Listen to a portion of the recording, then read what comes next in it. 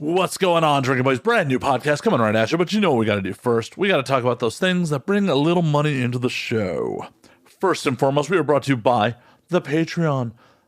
The Patreon is actually really important on this week's episode. If you are consuming the video versions a week after they come out on YouTube free of charge, this week's episode contained almost 40 minutes of nudity, and as you can tell, it's already coming out late. So the YouTube version is just going to not have any of that nudity in it. It's almost 40 minutes shorter than the uncensored version available on Patreon at patreon.com/MattSlayer. All the back catalog with the nudity is on Patreon too. Please support the show through Patreon for as little as 10 cents a day. It's less than a beer a month. Though you do have to be at the $10 tier to get the uncensored video versions. But it does support the hell out of the show, and I appreciate all of you. All of my Patreon supporters. Once again, at patreon.com/MattSlayer. We are also brought to you by my Twitch stream at twitch.tv/MattFandSlayer. Getting a little bit back into the Twitch stream. Been reinvigorated. The community's picked up GTA Online, so we're running heists. We're committing crimes. And in addition to that, on Thursdays, community game night, where we do Goose Goose Duck. I didn't even really make it in this week. I had podcasts and editing to catch up on. Obviously, I'm running late all week as it's 2:30 in the morning on Friday, and this should have been out 14 hours ago. My bad. But come check out the Twitch stream. And if you have Amazon Prime, please throw me a Twitch sub. Costs you nothing. Also helps me out a bit. And last but not least, the thing you can do absolutely, positively fucking free. You can go to youtube.com/ANWD and subscribe to the YouTube, where I am constantly uploading clips. The censored video versions are available of some of the episodes. And, it supports the show. So, tell your friends about the show. Go to the YouTube, subscribe, all that fun shit. But let's get on with it. My guest this week is adult performer, cam star, Bad Kitty. As you can tell by the almost 3-hour runtime, we had a lot of fun. We talked about everything from curling to instant noodles to weird adult swim shows. We got into Bad Kitty's Highdeas. We discussed why Bad Kitty can't have a linen couch, why she's been known to roast some children, and a whole lot more. This is just a super silly drunk episode. As I said at the top, there was almost 40 minutes of nudity by the end of it. We had a good time. So sit back, relax, pop a cold one, and enjoy Drinking Buddies.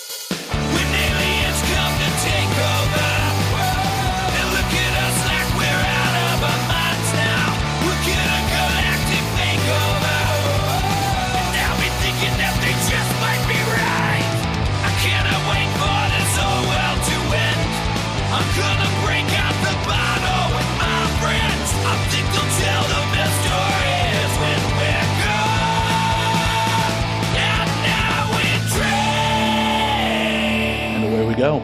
We were just having so much fun. I know. Gotta hit the record. We actually got to record. Like, you roll in and it was just like, we just started going at it. It's like, oh yeah, we probably should actually make a podcast out of this. Yeah, because it was getting juicy. It was getting good. I mean, 30 seconds into sitting down, it's like, oh yeah, well, homoeroticism and dudes obsessed with other dudes' dicks. It's dandy to pee on people. Cheers. Cheers. Well, welcome. Thank you. Thank you for coming all the way the fuck down to LA for this. Oh, thank you. And thank you for inviting me. It's a little quick trip. It's an easy peasy hop, skip, jump. Yeah, but I'm honored that like I'm going to base the rest of my trip out coming down to do the show. Oh, yeah. So it's come here to do this, and then the other days are just penis days. Yeah. And beach. Penis beach, hanging out. Yeah. And beaches generally involve a penis. I hope so. Or an oversized clit. It could. There is a penis coming with us, so we'll see. Hey, don't discriminate. It's gonna be just whatever fleshy mound ends up in your mouth. Right? Just give me the schmeat. Give me the bottom schmeat. Whatever's there. Most out of town guests are like, yeah, when I make it to LA, we'll figure something out. And you're like, no, we're doing the show, and then I will find other shit to do while I'm here, which I'm just basically very honored about. Yeah. Yes. Well, I'm glad that you wanted to talk to me about whatever we're going to talk about. All sorts of shit. That's what I'm saying. All sorts of shit. I mean, we're going to start off with this Crown Royal bag. Oh I failed and was unable to get Hennessy. I don't know why my local liquor store just had no Hennessy. I'm glad this isn't happening in February. Oh. You know, because then it would have been a whole nother level. I'm kidding. But no, Crown's always a good second choice. I appreciate you asking me my preferences. I got all the second choices for you. It's like ginger ale with sugar, Crown Royal. Like I'm just, you made the fucking trek down here and I'm just full of fail. Like just all the plan Bs. It's not your fault because you wouldn't have known that it would have been dressed in this terrible. I mean, it's like dun, dun, dun, dun. Like that's the only thing that's like that's what's sexy about it. But it's interesting. I was like, you know, I'm used to the different flavors have the different color bags. So like the regular is like purple, the peach is orange, the apple's green, and there's the different bag colors. I mean, I hope that doesn't taste like shit. Oh no, it tastes like regular Crown. It's just ugly as fuck. It's not your fault. It's the ugly stepchild of Crown. I am so appreciative. There's a reason 2 months after the season's over that like that bag's still on the fucking shelf. Right. Throw football fever forever. Like everyone saw that was like, what the fuck do the Canadians know about fucking football? I'm not sure. What's their sport? I mean, it's like hockey. Oh yeah. Hockey, curling. That's some shit I don't get. It's like the scrubbing and then the yeah. That's next level white people shit, and I don't get it either. You know, that's their business. Whose idea was like, so we're gonna shoot a giant puck down like we're kind of bowling, but when you get close, we're gonna kind of sweep at it. Like what? Like why? Yeah. I don't even know what the fuck the rules are. Yeah. I don't know how you win. It's like, I feel like, I mean, obviously the colors in the ring have something to do with but then they like, are you wanting to get further than the other one? Are you trying to knock it out? Like, I think you're trying to get in the bullseye, but knock the other person out of the center. Yeah. Whatever. But why? Why? Why? Like, who got so bored up in Canada? Like, so we have this frozen lake and we're just going to. Right. I'm like, how many lakes have people fallen into doing curling now? Because those just look heavy. I mean, we have Google in front of us. We can find out how many people have died curling. Yeah. I'm really curious. Someone has to have died curling. Yeah. I feel like the Winter Olympics are way more dangerous than the Summer Olympics. I mean, aside from like surfing, but like, there's the luge, there's, the bobsleds, like all those like frozen waters. Whew. Hell yeah. Hell yeah. Okay. Well, that's not helpful. No. Someone dying of cancer that was a curler doesn't. It's not cause and effect. Right. I don't think curling causes cancer. No, nor does it cure cancer. Obviously. But who knows? Maybe he didn't play long enough. Who knows? I'm not a doctor. I'm a head doctor. Oh. The double entendre. 6 athletes had 2 independent curling injuries. Huh. One was a 7-year-old. Damn. Like curling them young. The minute they can crawl, like, go throw that shit on the ice. But I feel like it's like curling's one of those sports that like would actually I feel like it would be good for kids because you're not only teaching them like sports stuff, but you could also like, it's like a metaphor for like cleaning, like mopping and sweeping, like I like it. Just making kids clean their fucking room for a game. Yeah, why not? I love that, like, before we got on air, we're like, let's not talk about sports ball. And then immediately, we're into weird sports ball. Weird. Like, I mean, curling's, it's just a mystery of the world. I don't know what that is, man. Well, and how the fuck did that shit make it into the Olympics? Like, how did other countries like, we got a curling team? I don't know. It's like when I found out that America has a rugby team. Like, what? That's a thing? I didn't know that they had, I mean, aside from like at schools and stuff, I've seen like, intramural like sports or whatever. I don't know. Enough sports, man. Back to the penises. Back to the penises, not the sweaty dudes that the penises are attached to doing the sports ball. Let's talk about those sports balls. The type of sports balls that you drain. Yes. Draining a ball. Oh my God. Much more entertaining to me. It is. It's entertaining to everyone involved. Like my audience is like, curling? Really? You're a bad kid on here and you're just going to talk about fucking curling. Right. Really?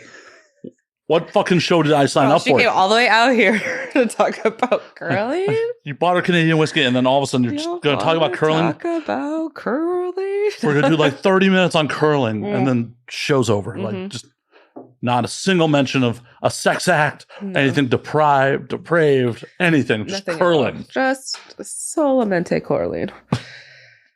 Curling. Oh, my little speech impediment coming out. Drink more, it'll help. Right. Don't worry. By the end of this, we'll be curling. Curling? And you're like, yeah, I know how to play. So you're a responsible guest. You brought a DD. I did. Yes, I brought a DD. Shout out to Goddess T. Thanks for DDing me. Thanks, boo. Because you never know. I get a little thirsty sometimes. It's okay. It's your bottle. Thanks. Like, this is a self-service show. Drink as much or as little as you'd like. I love it. I'm getting it going. In this schnazzy glass. I really like this glass, though. This is a schnazzy. Shout out to Amazon. Okay. Like, oh, hey, fancy whiskey glasses. Yeah, I shove those. Those are on brand. Right? Business write-off, man. I'm telling you. Oh, 100%. Like, all this, you're like, this is yeah. business. Really, I started to do the show so I could write off my alcohol. Like, hey, work smarter, not harder. Exactly. Like, government, don't come for me, but okay. This is work. It's all work. Just sitting here drinking, all work. As long as Uncle Sam gets his, and he will, make sure of it. Oh yeah. Oh, he gonna get his. As long as you get, do what you gotta do. Don't tell me what I need to do. I told you how much I made, which is funny because y'all know how much I made because y'all made me fill out the papers. So but do they? As a 1099 employee, like, yeah, they don't know. I love that cash money though. Exactly, and they don't need to know about all that. Yeah, no, don't ask me about it because I'm not going to tell you about it. Right? But they got that garbage where it's like, oh, if you accept over $600 on a business Venmo account, all of a sudden, like, now they know. That's so annoying. Like, there are fucking billionaires not being taxed. Oh my God. You're going to come after me for my $600? Okay. Not to get politicky because I don't know, but they're like, oh, we're going to start taxing them at 20%, which is less than I get taxed at. Right. I get taxed more than 20%, but they're like, haven't billionaires suffered enough?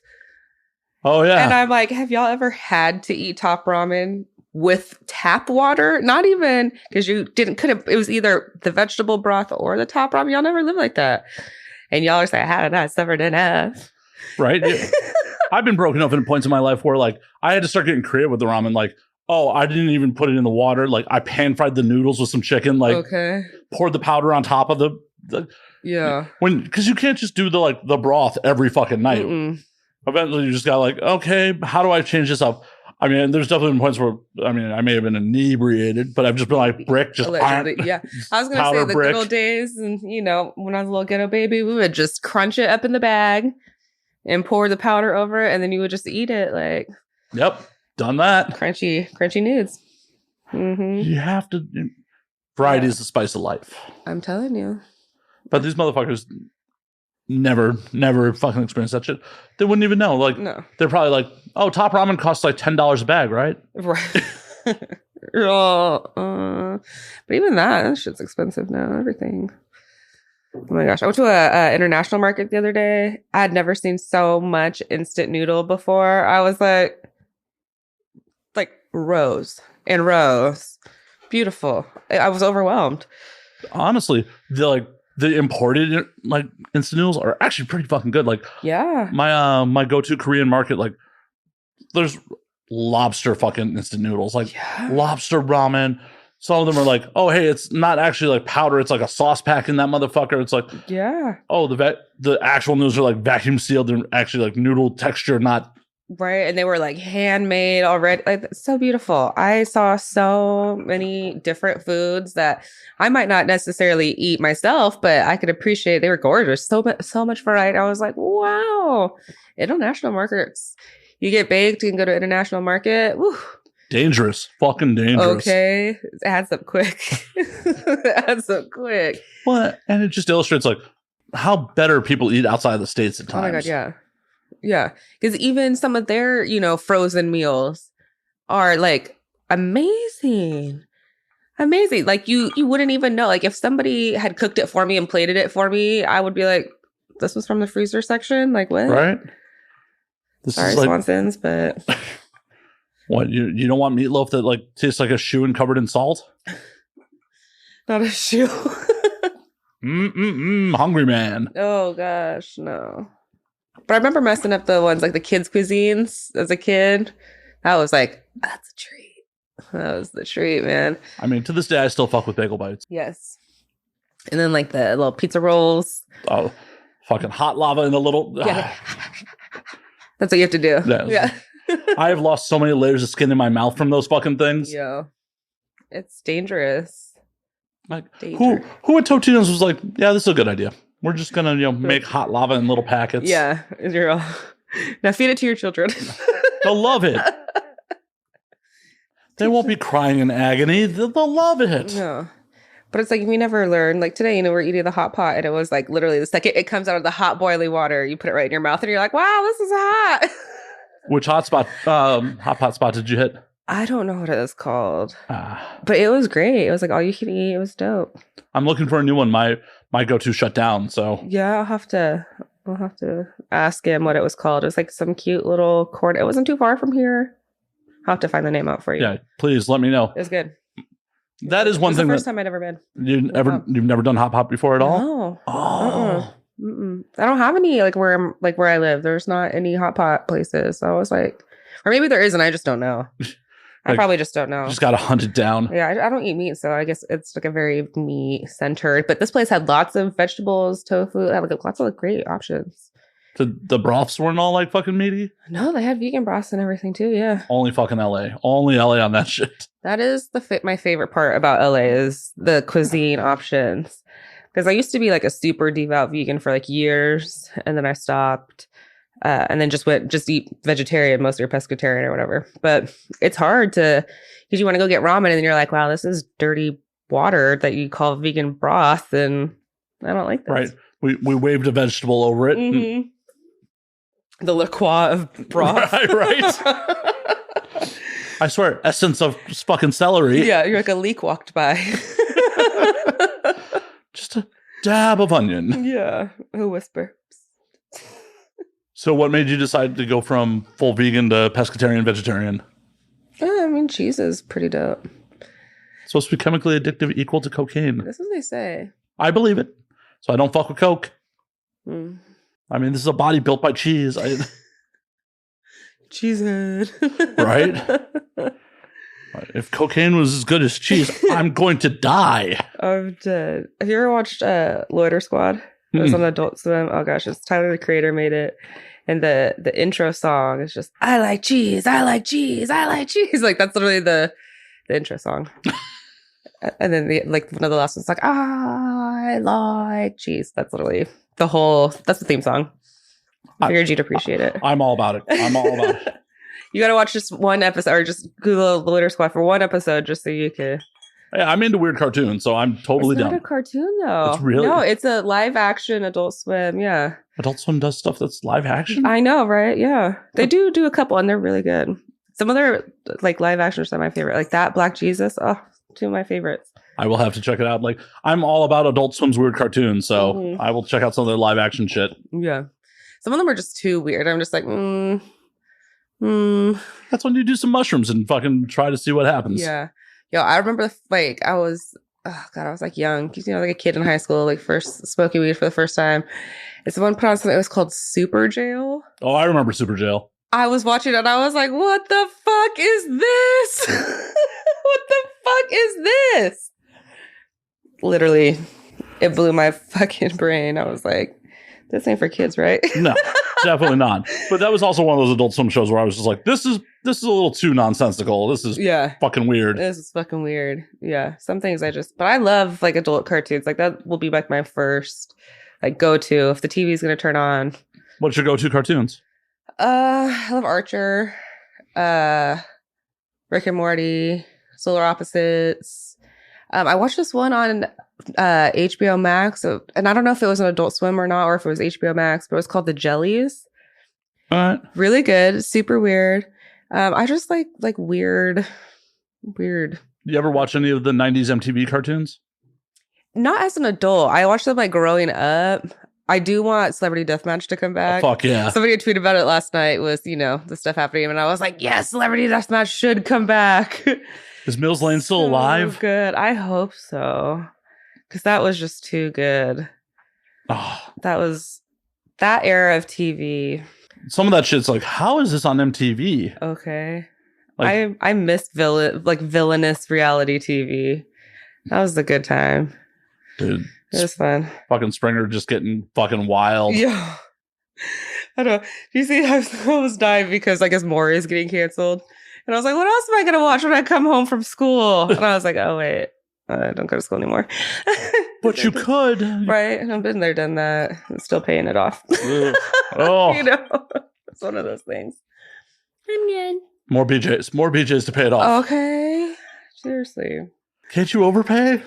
Well, yeah, but who wants to do that? I don't know. I'm wildly uneducated. I didn't go to a single day of fucking school. Yeah, I've been paying on it. Like, that's the thing is you pay and you're paying the interest. It never pays to the actual.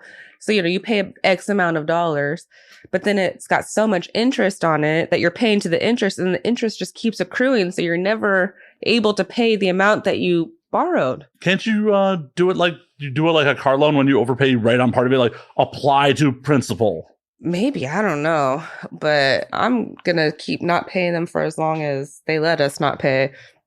But May's coming. They said, May, we have to start paying again. And I'm like, who's going to beat my ass? Who's going to come get my money? I mean, I know you guys will get it, but who's going to come get my money? Right. You better send 2 or 3 of them. They're going to need backup. Send hot ones. Just send them away with a smile. They'll be like, oh shit, we didn't collect the payment. Fuck. Send hot ones. Yeah. Fuck. Some bullshit. Fuck you, Uncle Sam. Sorry, Uncle Joe. She bamboozled us with a blowjob. We forgot to collect the money. My bad. Blowjob bamboozle. I'm sure that series exists. I hope so. If not, I'm writing down. Hold on, I gotta see if that URL exists. Blowjob bamboozle? Yep. We're buying it now. Add to cart. It's a need to know basis. Oh yeah, does not exist. Oh. Write it down, T. Blowjob bamboozle. I have a Highdeas. Hold on, is it a no? Blowjob bamboozle. It's Highdeas. Do you have a lot of ideas? I do. I have a notes folder for Highdeas. Oh, yeah. Can we dive in? Can we? Yeah, if you hand me my phone. But no, I don't want to share. I'll share one. All right, let's just take a mid-tier one. We don't want anyone stealing the top tier. People be stealing. Oh yeah. Oh, I drunkenly give away good ideas on the show all the time. Yeah. All the time. Like, oh, that's amazing. And then I don't follow through. And it's like, oh, shit. I broadcasted that to the internet. Fuck. I have to add my idea that I came up with at dinner, too. One long noodle. No, I will not be providing context. Okay, let me see. I'm curious. I'm going to try to figure it out. Like, right. I have... No, I can't share that one. That one's too good. Or that one. Or that one. Or that one. You got one you already implemented that you can share? I mean, this is one that was, and this was, I'll just read it as it is typed. Medusa gets dick hard. Stone dick. Smoke stoned. Big dick. There's a struggle. Conflicting ideology. Cognitive dissonance to get hard but doesn't want to but knows it's hot. I guess that was something I thought about one day. Wow. There's a lot going on there. And then there's more. There says, spinning realization of kink. Oh my God, I like this. Spinning graphics of things that get them off. I don't know what I was thinking. That's just... just stream of conscience. That was one of them. Yeah. That is a pretty funny fucking concept of just like someone pulls their dick out from Medusa and now it's stone. Right. But like only the dick is stoned. Like I don't know what do you put like one of them dog cones around your fucking cock at that point so you can't see her? Cone of shame. Like cone of shame around your dick and now it's stone. But maybe it's only if the dick is hard, because if it's like soft, maybe the pee-pee hole is like down. Yeah, you're just slapping it against. Yeah. But it's like only when it like that's the penis looking at you. It's right in the eye. The one. Let me put these notes away. There we go. That's what's only on one phone. The other phone. Who knows what's on the other phone? Ugh. Does this happen often?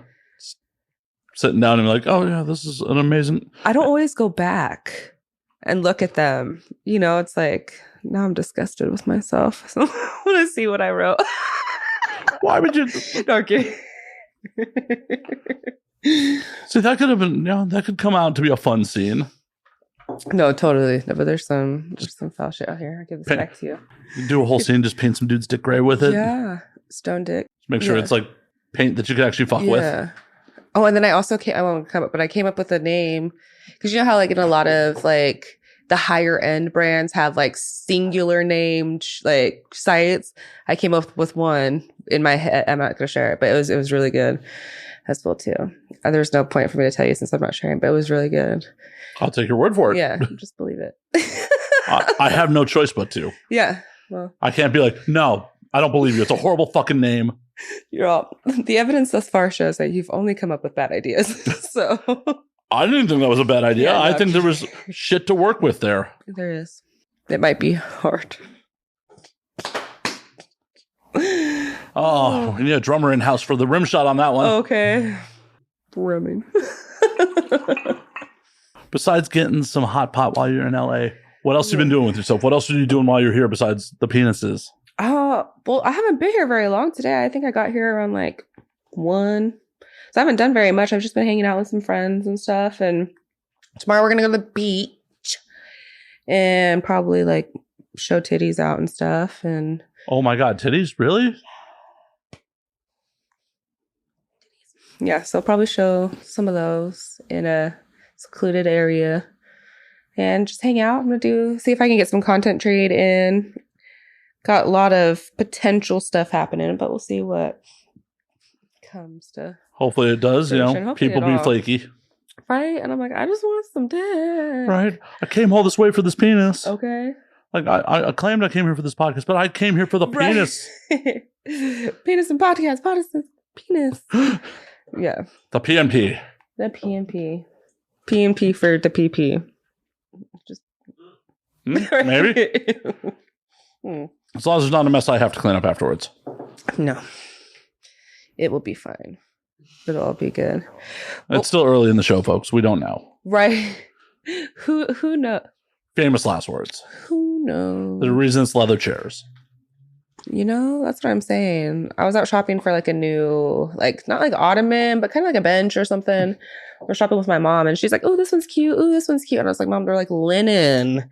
I need like leather for reasons. And she's like, yeah, you're right. I was like, yeah, I can't have upholstery. Like, I mean, you can for like a week or two. Yeah. But like, yeah. Just return to the store. Be like, I don't know what's up with this. It smells funny. There's this odor coming. Right. I don't know what you guys did to this in this warehouse, but I need to return it. It got real weird. About week 2 of it being here. Unrelated to me. All right. Do not DNA test it. No black lights. I did not do it.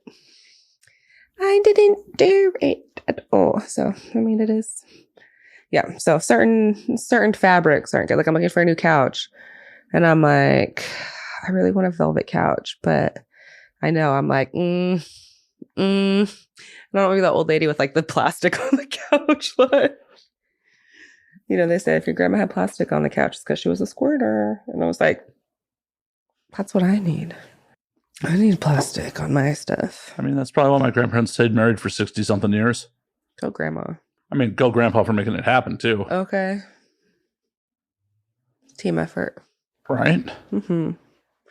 So it was like a long time to be with somebody. Yeah. I mean, good for them, but I'm like, sounds like a long time. At that point, it sounds like, codependency issues at that point. Oh, yeah. But that was just a whole different, like philosophy and belief system of, marriage and all that. We can't get divorced because society would frown on us on that shit. You're like, okay. 0 fucks given. Yeah. And it's just hilarious. Like 1 generation later, it's like, oh, yeah, like 60% of us are getting fucking divorced. Yeah. Truly. And now our generation is just like, yeah, we're not even bothering getting married. That's me. I'm like, you're going to tell me that I need a paper from the government that says that you love me? I already have enough government documents. Like, I don't need any more. You know, like, I've got enough. On one hand, I want the tax breaks. Yeah, that would be nice. Do I really want the government to incorporate my love? Right. Yeah. I'm like,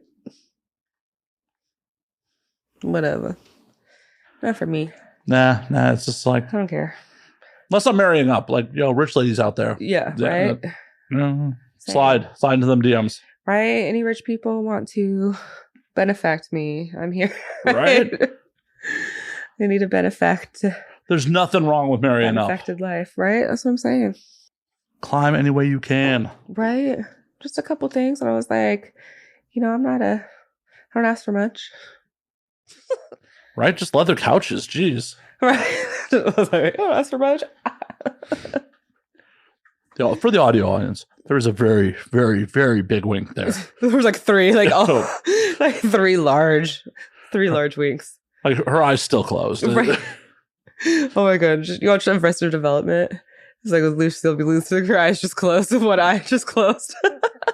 Oh, Jessica Waters, R.I.P. Right. Yeah. Plus Jessica Walters, man.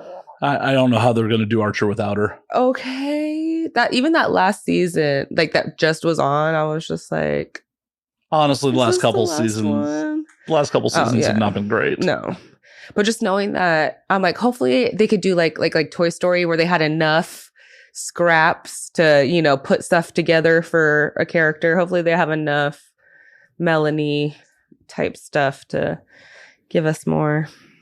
I hope so, but I hope it just gets better because it was like after Archer, like the Dreamland, like it just got weird after that. But weird in not a great way. Yeah, no, not in a good way. Like conceptually I was all for it. Like, oh yeah, Archer in space and like all these. I'm here for it, but it's like the execution just ended up being. Yeah, it's like they had the idea, but it just didn't. Like you said, the execution wasn't there.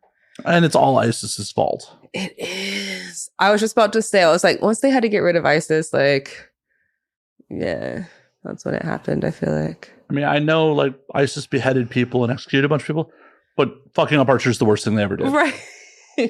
How dare you? Right. This is the thing I was affected by. Right? I don't know those dead people. I'm sorry to that man. The Kiki from I don't know that man, but I'm sorry to that man. Right. But yeah, poor Archer. It's so funny. I remember I had been watching Archer for so long, and then I Bob's Burgers came out, and I was like, hang on. I know this guy. And then anytime I see him, like the actor himself and stuff, I forget that it's him. And I'm like, oh, who's this weird looking dude? And then he starts talking and I'm like, oh, that's who he is. Have you ever seen, there was a bonus content thing they did for one of the earlier seasons of Archer where Archer gets into an accident and after the plastic surgery, he looks like H. John Benjamin? No. And they all react to him like, he's H. John Benjamin. That's funny. I'll have to look that up. Yeah, it's fucking hilarious. That is too funny. And he's voiced one of those like such distinguishable voices that you just know that it's him no matter what show it is. Because it's like he had episodes in like Family Guy even too. And I was like, hey, you know that voice. But it's so wild, like where you can associate that voice where like Archer's drawn as a good looking man. Right.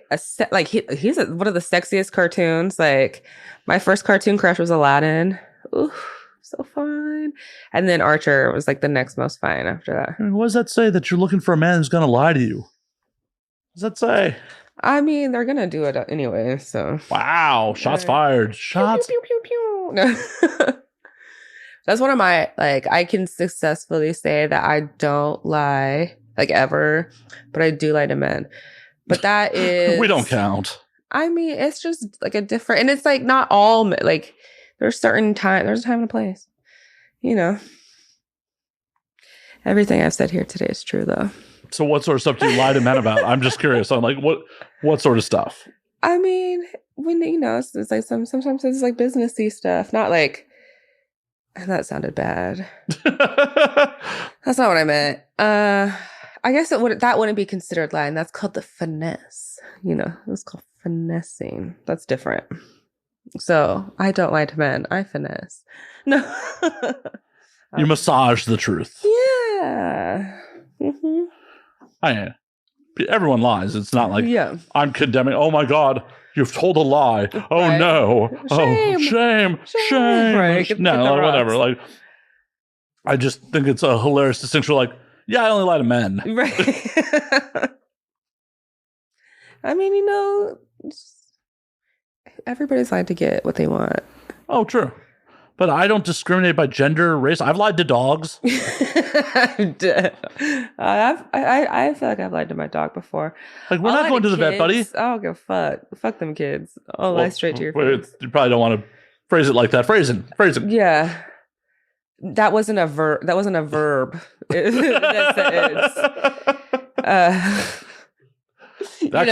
clip's going viral. Fuck them kids. No, it's a quote. Fuck them kids, Kyle. It's a quote of a quote, okay?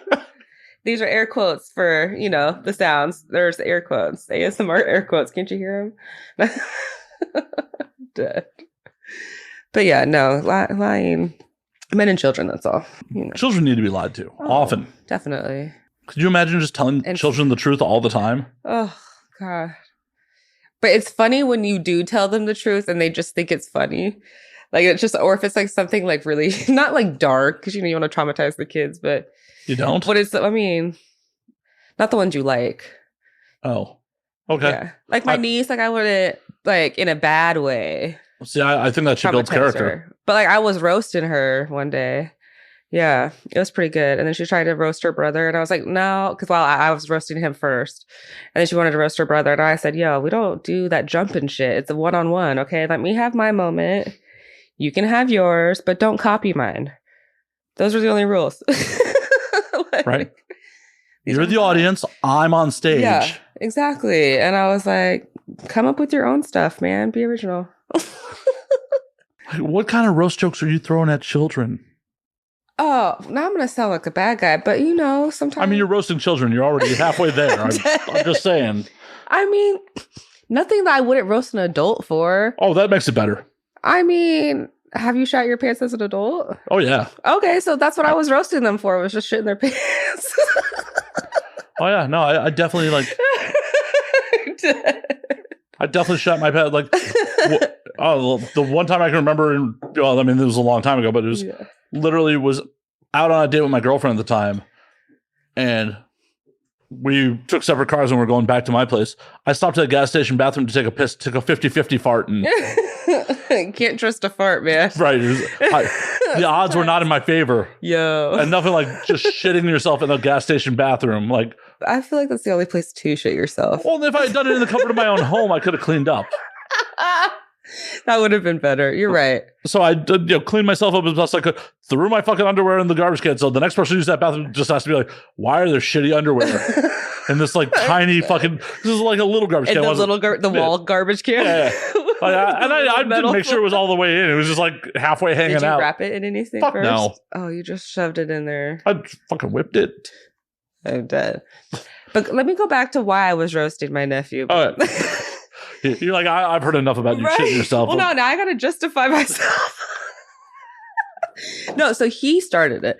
He had went into the bathroom and it was one of those things. He had charted and he came out and he was like, I didn't make it. And I was like, and he's like, I fought it and I pooped my pants. I said, do you know what that's called? And he said, what? I said, that's called a shart. And so I told him that. So that was a separate time. And then there was one time where he was making fun of her for something. And I was like, well, at least she didn't shart her pants. And then she goes, yeah, you shart your pants. I said, no, one at a time. So that's how it happened. I was not wrong about it. Okay. See, kid, in the future, you're human. Bodily functions sometimes happen. Sometimes you don't have full control. Wear it with a badge of pride. Be like, yep, I sharted myself. Okay. But distrust starts at yourself. It starts at home. It starts with yourself and it starts with your asshole. So you have to learn that you can't trust your own asshole sometime before you can even learn to trust somebody else, honestly. It's true. It's 100% true. I don't trust my asshole at all. It's if you can't trust your asshole, how the hell can you trust anyone else?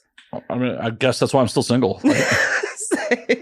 Like, I don't trust my asshole. It's like, is that gas or shit? I'm gonna just sit down. I'm just gonna be safe. Amen. I may, fire up the bidet even if nothing comes out. Just, never hurts to clean it up a little bit. More men need bidet. I mean, everyone needs a bidet. Honestly, and everybody needs a bidet. Best thing to come out of the pandemic. Oh, for sure. I remember the first time I met a bidet. I was like 9. I didn't know what it was, but I sat on it for a long time. It was nice. And I need to get one for myself. You don't have one? No, I need It's one. 2022. How do you not have one? I don't know. I need to replace my toilet, the toilet in my house, because my house was built like in the 80s. And I think that's like the original toilet. And it's just one of those things where it's like I have to like do the thingy, the lever and move it, or else it runs all the time. And I think excuse me. Oh my God. That was a crown burp. But I need to, I want to just buy a toilet that has the bidet in it, like already. When I full on replace like it. Japanese shower toilet? Yeah. When I replace it. Why don't you have that shit on your wish list? I don't know. I need to, in the interim, I'll get like one of the little, my wish lists need more love. I feel like I deserve more Some love. man's needs to buy you a shower toilet. Okay. Come on, dudes. Think about that. I need all the things. I have a wish list. Think about it. You're buying something that is going to stimulate her bottom on the daily. Okay. On the daily. Think of how much pleasure you're going to bring her. Right. To my booty hole. Right? It's my booty hole. I'm sure you're obsessed with it. Spend that money. Do it. Right. Buy a nice one. One with a heated seat that raises when she comes in. Yeah. That's nice. I do love a heated seat. And then like the heated water, and then you can move where you want the water to right. shoot. Change the isolation, the oscillation on it. Oh, yeah. Yeah, that's nice. That's just magical. That's nice. I like that. Someone needs to buy that for you. I agree. Some dude. Someone buy that for me. You have more money than you know what to do with. Buy her a toilet. Okay. That's why I really advocate for the spoiling of me. I deserve it. Just spoil me. That's the easiest way. Like, my attention can be bought. Honestly, I say it all the time. My attention can be bought. It's easy. One toilet. Just Right? one. Just one. Not Just 2, one. 3, 5 toilets. One toilet. Yeah. I only have the one that needs that, because that's my main toilet. You know, that's what I need. How easy is that? One fucking toilet. So easy. But dudes ain't doing it. They're not doing it. My gender is failing by not buying you a toilet. My whole fucking gender. Fix it, Jesus. Jesus, Allah, whoever you pray to. Right? Somebody fix it. Somebody allow her to water pick her asshole. Right. I want to waterboard my asshole at home, please. Let me. Please. Oh my gosh. I'm so dead. Some people are just obsessed with my asshole. They're like, why haven't you done anal? And I was like, I'm just waiting for, it's like the price is right. But really, I'm going to do it myself on my own platforms. I make all this money myself. But, we'll see what happens. We'll see. See, that's the right move, because too many performers get in and just like their second scene, they're like, oh, I'm just giving away that anal. Like, right, here's my butthole. Which, good for you. Like, if that's what you like, go for it. But I feel like there's more strategy in the game than, and people be like, oh, times are changed and whoop. Well, I mean, that's fine, but still scary. No matter what, this supply and demand is going to be no matter what, if it's scarce or if it's exclusive or it's unseen, the value is already higher. 100%. Well, and it's just one of those things. It's like, if you want to do the true tiered, like, making money, it's like start girl and just do girl for a while. And then when you got a base and like, we want to see you take a dick. Yeah. Then you do boy girl. Yeah. And they're like, okay, we've seen you take a bunch of dicks in your ass now. Put it in your butt. Put it in your butt. Yeah. Oh, Put it in your butt. And then it's like, okay, it's been in your butt. Now 2. Right. Now it's like 3, 4. And I'm like, good for your butts. And then you're off to legal porno. And it's just like, yeah. Okay, anywhere could be a penis, there is a penis. Right. I'm like, good for you. Good for you. You and your holes. Proud of you. Right. Do you enjoy anal in real life? I am an anal virgin. There's another deep wink there for the audio audience. Deep. There is no video recording, so pics or it didn't happen, right? So there's no pics of me sharding myself. I just admitted that it happened. I mean, that was your mistake. I don't think so. I think it's good content. I'm kidding. No, I don't. Oh, wait. You're saying it's a mistake there was no camera? Okay. I mean, every moment there's a moment to make money. That's true, but I don't think my fan base appreciates me throwing shitty boxers in a bathroom. I mean, they might. You'd be surprised. You'd be surprised, is all I'll say. I've heard of the creation of some of these requests for men's dirty drawers. Ugh. Not for me. But that's okay because I'm not a man with dirty drawers. But I sell panties. As you should. Yeah, I totally sell panties. I got 2 lined up for when I get back home. But yeah, panties. Do you have a freezer full of them in a Ziploc bag? No, but I do, like, if I had like a particularly juicy day, I'll just go ahead and like vacuum seal it that day. Like there was one day I recorded a scene and I just, like squirted everywhere. It was all over the outfit. So I just auto vacuum sealed it. So I'm like, it's just sitting there ready for its new home. It's forever home. Just fostering those panties. Yeah. So if anybody wants to give them to a good home, it's a set. It's a bra and panty set. Covered in squirt. But yeah. So yeah, I've got, and then, I let people add stuff on. So whatever, the more wear, the more costly it is. Makes sense. Yeah. Or the more, extras or whatever. But I haven't had anybody want like a super, super, super dirty pair of panties. But I've heard of men providing very, very dirty panties for some that want them. Yeah. I'm not here to kink shame. Mm-mm. Whatever people are into. Not at all. They're buying, everyone's selling consensually. Right. Game on. Exactly. Like when we were walking up here, I hawked a loogie and she was like, man, somebody would have, I was like, I didn't have my loogie jar on me. Because I had somebody I was collecting loogies for. Yeah. And how big did that jar get? It was like, maybe it was a couple ounces. Yeah. And filled it up. Well, just loogies. Yeah. It was starting to gross me out after a couple days because the loogies would like turn. The loogies are turned. It's such a weird distinction because it's just like, oh, I will sloppily make out with somebody all day. Yeah. Like, no problem. That's fine. You probably had tubes and tubes of. Yeah, but it's just like, oh, the minute it's not coming directly from the tap, like, oh. Yeah, once you see it in a jar. Yeah. I don't know. I put lots of weird stuff in jars. Like, what else? I lost both my toenails, my big toenails. Both of them. At like the same time I wore a pair of shoes and they like fucked my toenails up. They turned like black and blue and then like came off. So then one of the toenails like just like had popped off and the other one we had to like, kind of like manually take it off, but it was off like 95% of the way. But so those are in a jar at home.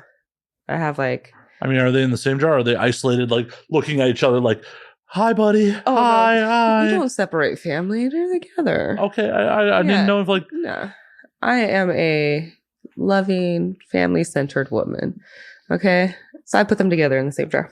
Good. Yeah. Like, I don't want your big toes to like toenails to get fucking lonely. Yeah, no, they've been together for a while. Are they painted a fun color too? No, one of them has no polish on it and the other one has polish on it. Yeah. Would it be weird to like polish it after it's been removed? I don't know.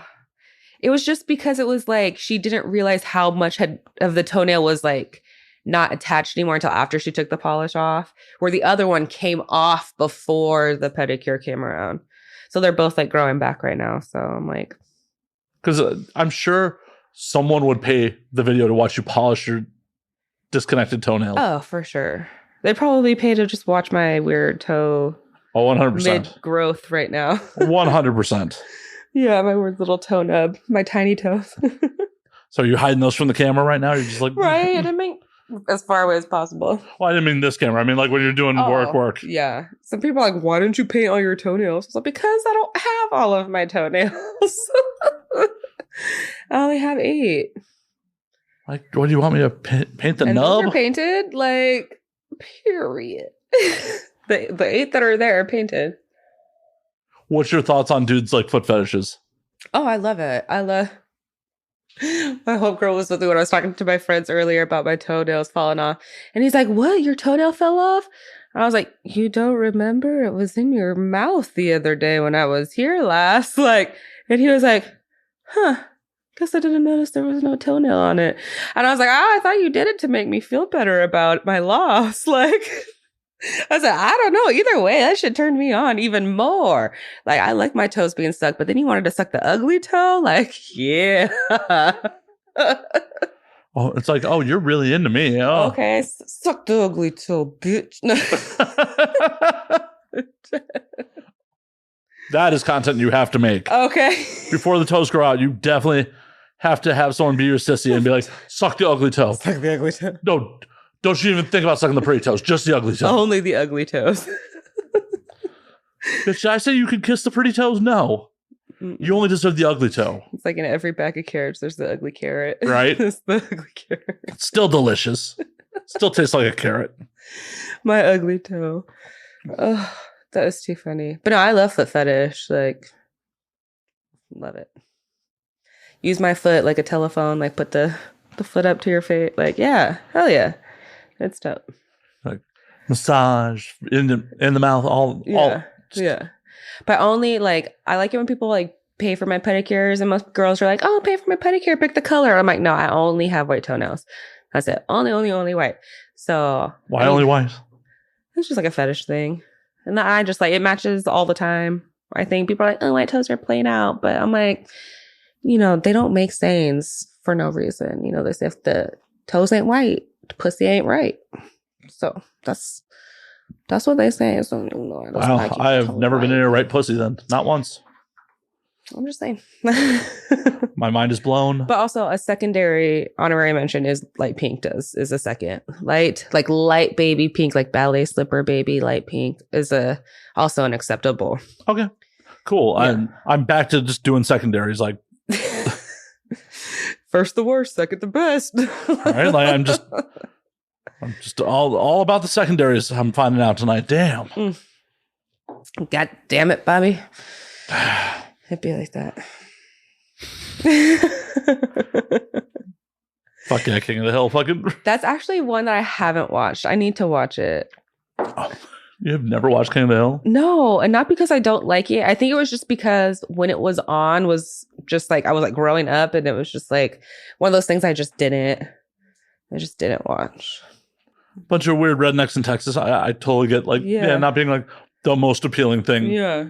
And there's times where like I want nothing to do with that show. And then there's other times like, oh, that was really fucking funny because Mike Judge is a funny motherfucker. Yeah. I'm going to ask her for a favor. Can you give me another ice cube? They're in the bottom of the freezer. Ice me, baby. Just like, help. I don't have massive fingernails. I'm on it. I know, right? That's the problem. Thank you. Ah, yes. See, much better. Much better. Thank you. Thank you. That was needed. It is. Yes. But the big cubes are the way to go there. Yeah, I need to get me a little ice tray like that.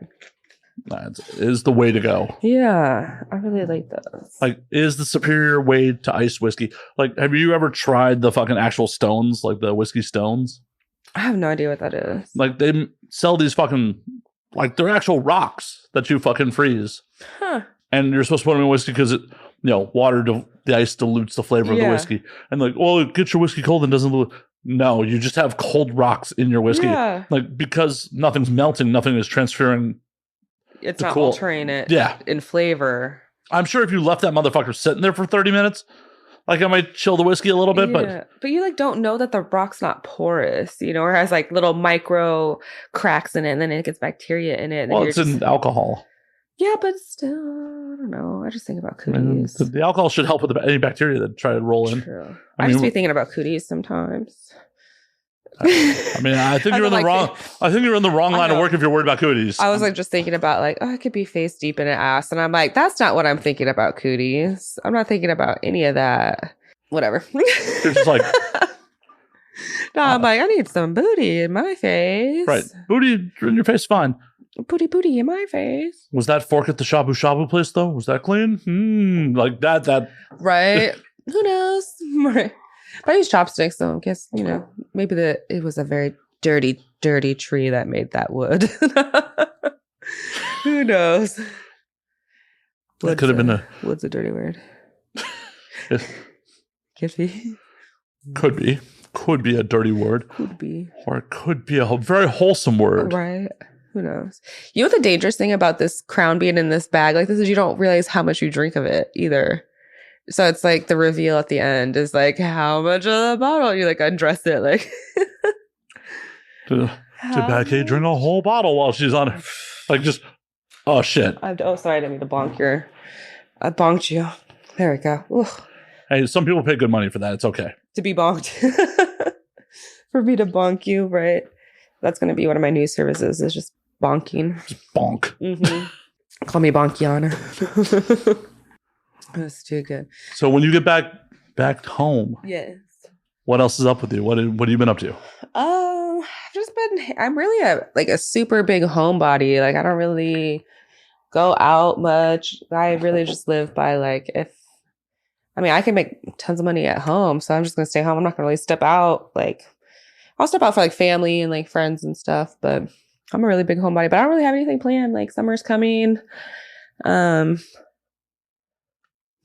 nothing. Not doing anything for fun even at home? Work 24/7? No, it's not work 24/7. Like I was over at my family's house the other day, yesterday, helping with getting the garden ready for spring. So I planted new stuff and we're watering it and putting that all together. So that's fun. And I have some plants at home that I need to, repot as well. And I don't know, there's nothing immediately planned. I mean, it's all good times. I just kind of go with the flow, but there's no big events planned or anything. I'm skipping Exotica Chicago. That's in April. I'm skipping that. And then I might go to another event later down the line, but ABN's back. I know. I saw at Resorts World. I'm like, nice. And there's some business convention at the same time. And I just saw cha-ching, cha-ching. Oh, it's not just some business convention. It is CE fucking S. Oh, you say it like I know what that means. I just know that it's the Consumer Electronics Show. I just know that there's going to be lots of tricks there. So, men who want to get pegged in the butthole. I mean, they're 100% accurate, but it's where the tech world goes to show off their new toys. Got you. So the head tech peg boys. Yeah. Right. So it's not just some. I'm like, I don't know what it is. There's a big history with ABN and CES. So up until what was it, 2012? Mm-hmm. ABN and CES always happened at the same time. Always a Martin Luther King weekend. I was like, hallelujah. That's what he would have wanted. I feel like. Oh, it was. And it used to be we both share the same convention center too. We were always at the Sands Convention Center. So if you were a CES attendee, you actually got discounted tickets to come to ABN. Nice. So it was huge cross promotion. It made on one hand, it sucks because it made going to ABN more expensive because CES is obviously a much bigger fucking show. Yeah. And more attendees, less rooms, all that fun shit. Higher, but it made charge higher because there's two conventions. Yeah. But it made for some pretty fucking epic after parties, just weird shit during the circle bar. And I bet. Those are the good old days. I'm showing my age in the industry. It's definitely different now. Have you been there since it's been Virgin Hotel? I have not. It's nice. The circle bar is gone. It's weird. Fuck that. I'm out. Right. But when you walk around, you can hear where the circle bar was because the acoustics were different there. But those were all the tricks are is at the Virgin Hotel, just saying. That's a weird place for the tricks to be. I don't know. Now it's like a high-end upscale hotel. See, it bums me out so much because the Hard Rock was my favorite hotel in Vegas. Yeah.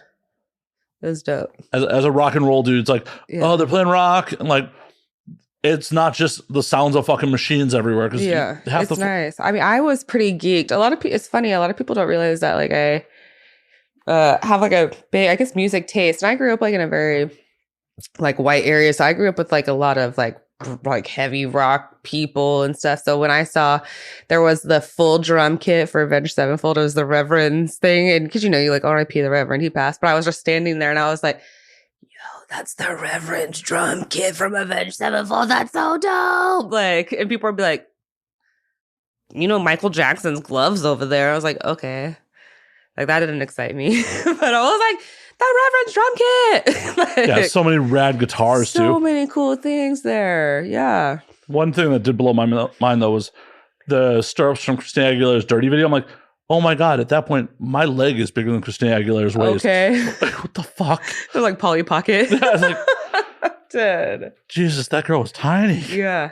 Well, and that's the other thing. It's cool. It like kind of like humanizes these people because you see like a lot of these people are really little, you know, or small. Like, same thing when you go to the wax museum. It's like, oh, damn. Some of these people are really small. I'm 5'10", so I feel like a lot of people are small to me. So, but you know, it's like, it really puts things in perspective. Oh, I know. And you must have been blown away when you started meeting like a lot of the male talent's not that big. Yeah. Like a lot not of a height, you know. I'm not hating, but yeah. When I first got in the industry, like the first time I met Evan Stone, and I'm a bigger person than Evan Stone is. Yeah, I'm about the same height as I met him in the last Exotica at like DC or something, and people are like, "Who's that old guy that you're talking to?" I was like, "That's not an old guy that I'm talking to. That's Evan Stone." Well, y'all never had Showtime before, right? But they also used to shoot Evan like he was fucking Triple H. Yeah. Like when he has long hair. He looked big. Yeah, he looked. And the first time I met him, like, hey, what's up, Evan? Yeah. Like, oh shit. Like, yeah. I realized when I first started hanging around, like, holy shit, they shoot porn like it's Mighty Morphin Power Rangers. Yeah. It's all about the angles, baby. It's just all. And it's really easy to look like you have a giant fucking penis when you're a tiny person. Yeah. Yeah, no, there's some. That's like the objects in mirrors seem, you know, closer than they appear. I'm like, objects in porn, sometimes they're bigger than they appear. Or smaller sometimes even too, you know, it just depends. Yeah, it's all angles and lighting. Smoke and mirrors. Yeah, but for sure. It was mind-blowing how short a lot of people, like a lot of people are just tiny humans. And I hear the opposite. People are like, oh my God, I didn't realize you were going to be so tall. And I was like, what do you think? Like, that's why there's certain angles I can't shoot at or I have to shoot from like further away because I'm so tall. And like a lot of my friends aren't as tall as me. I have a couple other friends that are as tall as me. So we'll try to like shoot things and we have to shoot it to compensate for our heights because I'm like way up here and then they're all down here. And I'm just like, damn, okay, we'll make it work. But unless you're shooting something that's specifically like big girl, short girl, fucking. Exactly. Like, let me pick you up. Yeah. I've seen that Brazzers ad of like someone picking up like little Jordan or whatever. Yeah. Like, what the fuck? Right. I know. There's a couple male talents that I'm like, oh, you're so little. I could quench you. But then also I'm like, but can I book you to make some like giantess porn? Because, you know, there's like not a lot of people that, you know, you could be like, you're so small type of thing. I dig it. And as long as the paying customers are digging it too. That's what I'm saying. It's been a minute since I've had like a weird off the wall custom. They're all pretty standard, which I mean, I love doing customs. But I'm like, I mean, y'all just want me to shake my ass and oil it. And like, I could do that in my sleep. I love it. Like, and I'll be enthusiastic, but I love it. But I'm like, give me something weird. Like, you know, I want something. We'll see. Hopefully I get something. What's the weirdest one you've ever gotten?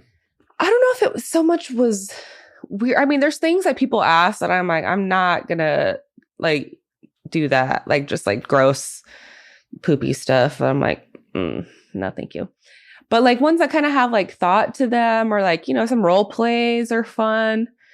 And just like making up different scenarios gives me, you know, a chance to do something different than just, you know, like Gonzo style solos where it's just like, let's see how many times I could come in 10 minutes, you know?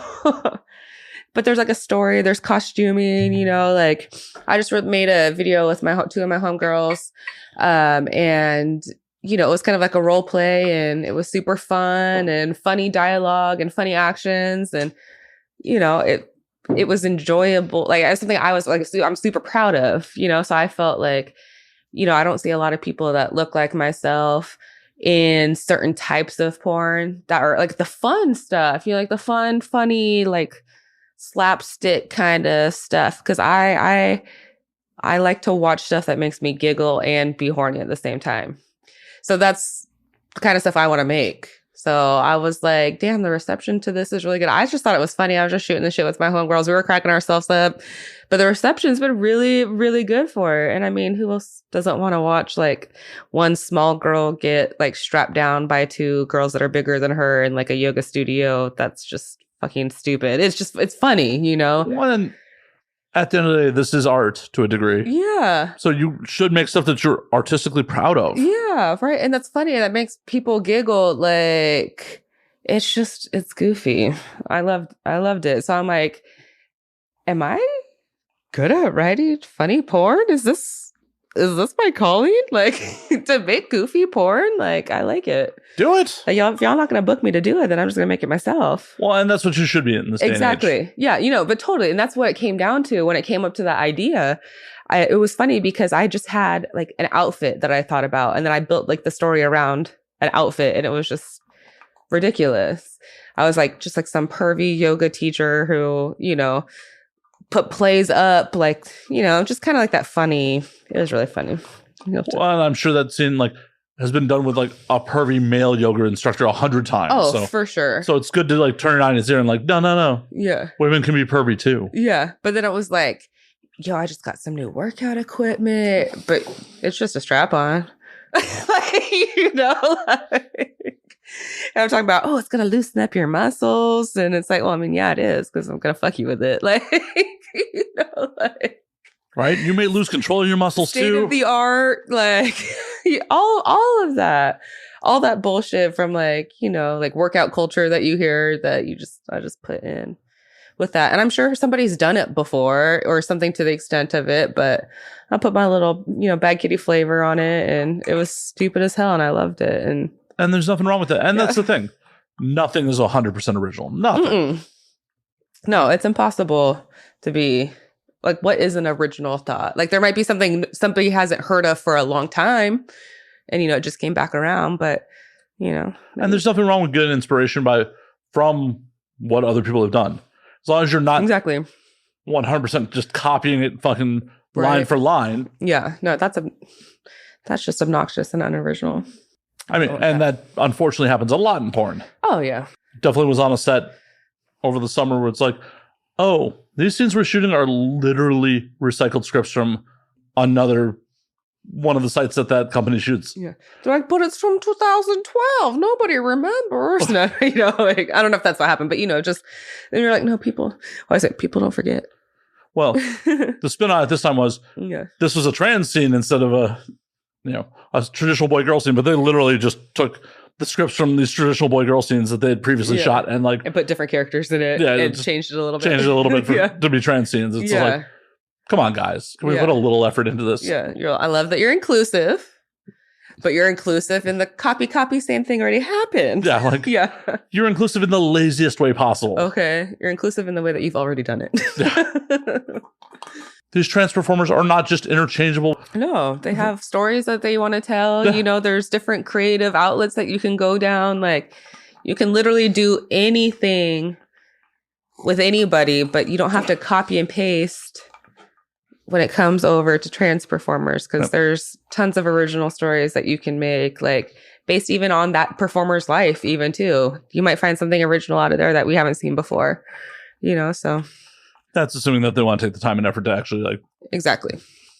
Well, that's everybody. You have to decide how much of yourself that you want to share, and it was funny because my friend before we came here, they're like, what do you want to talk about? And I was like, kind of it comes different because it's so easy for me to just like bust it open and do this and do whatever. But like when it comes time to, you want to talk about stuff, I don't have a problem with it because that's, I've, grown up always, was in customer service and talking to people all the time. But a lot of the times in this industry, you hear from people outside the industry, like, well, just shut up and, do porn. And it's like, well, no, there's people that have interesting things to say, that have, incredible stories or whatever. And, it's how much of yourself do you want to share, and how much, do you want to show the world, and how humanized do you want to be? Or do I just want to be like this, like bimbo fuck doll that you don't know nothing about? See, I have no interest in just talking to the bimbo fuck dolls. Exactly. It's not, it's a fun persona to play sometimes. But like, I'm like, I am actually like really incredibly smart, and I have a lot of, cool things to say. But I'm super sorry that you came on this show being incredibly smart. I'm not. Like, you just had to put up with my dumb ass. I'm sorry. Look at me. This is my show now. Fuck.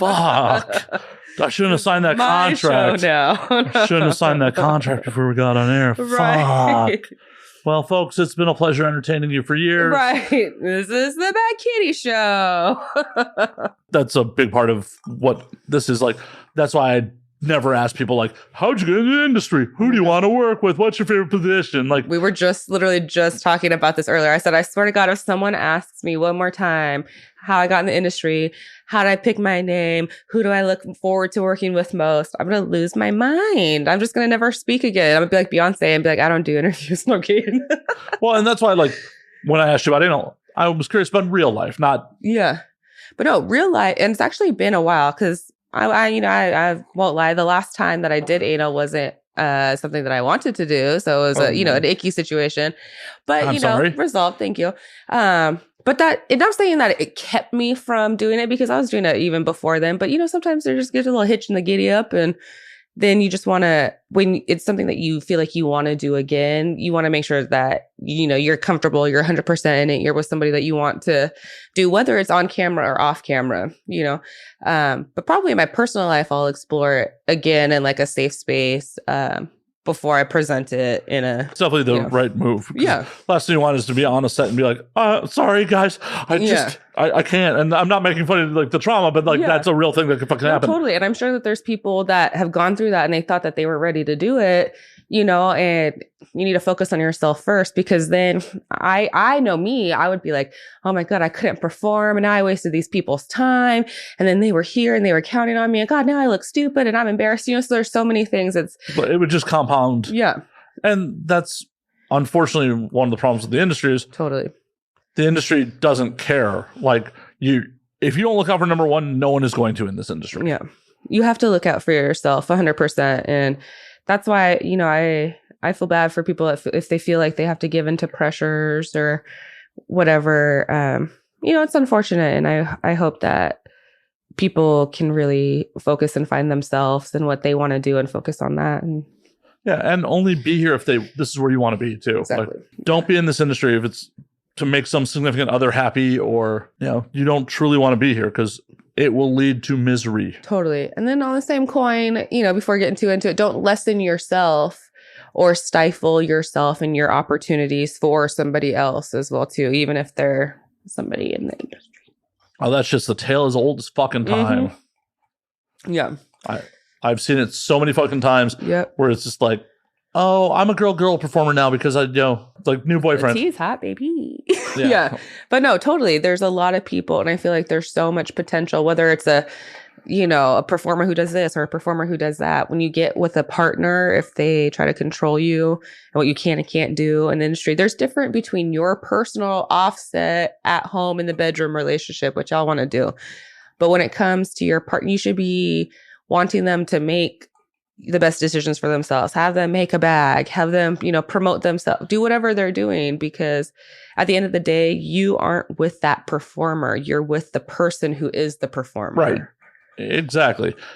And it's especially hypocritical if that performer was doing all those things before you met them or when you met them. Exactly. Like, I totally would understand, like, you're dating some civilian and they're like, I want to get in the biz. Like, we need to have a discussion here. Like, if I'm a civilian dude and my girl's like, yo, I'm thinking about becoming a sex worker. Like, okay, this needs to be a discussion. Like, I can't forbid you from doing this shit, but we have to explore the, like, if it's in my comfort zone or some shit. But it's a whole other story. Like, hey, you were a sex worker when we fucking met. Hell, I'm into you because you were a fucking sex worker.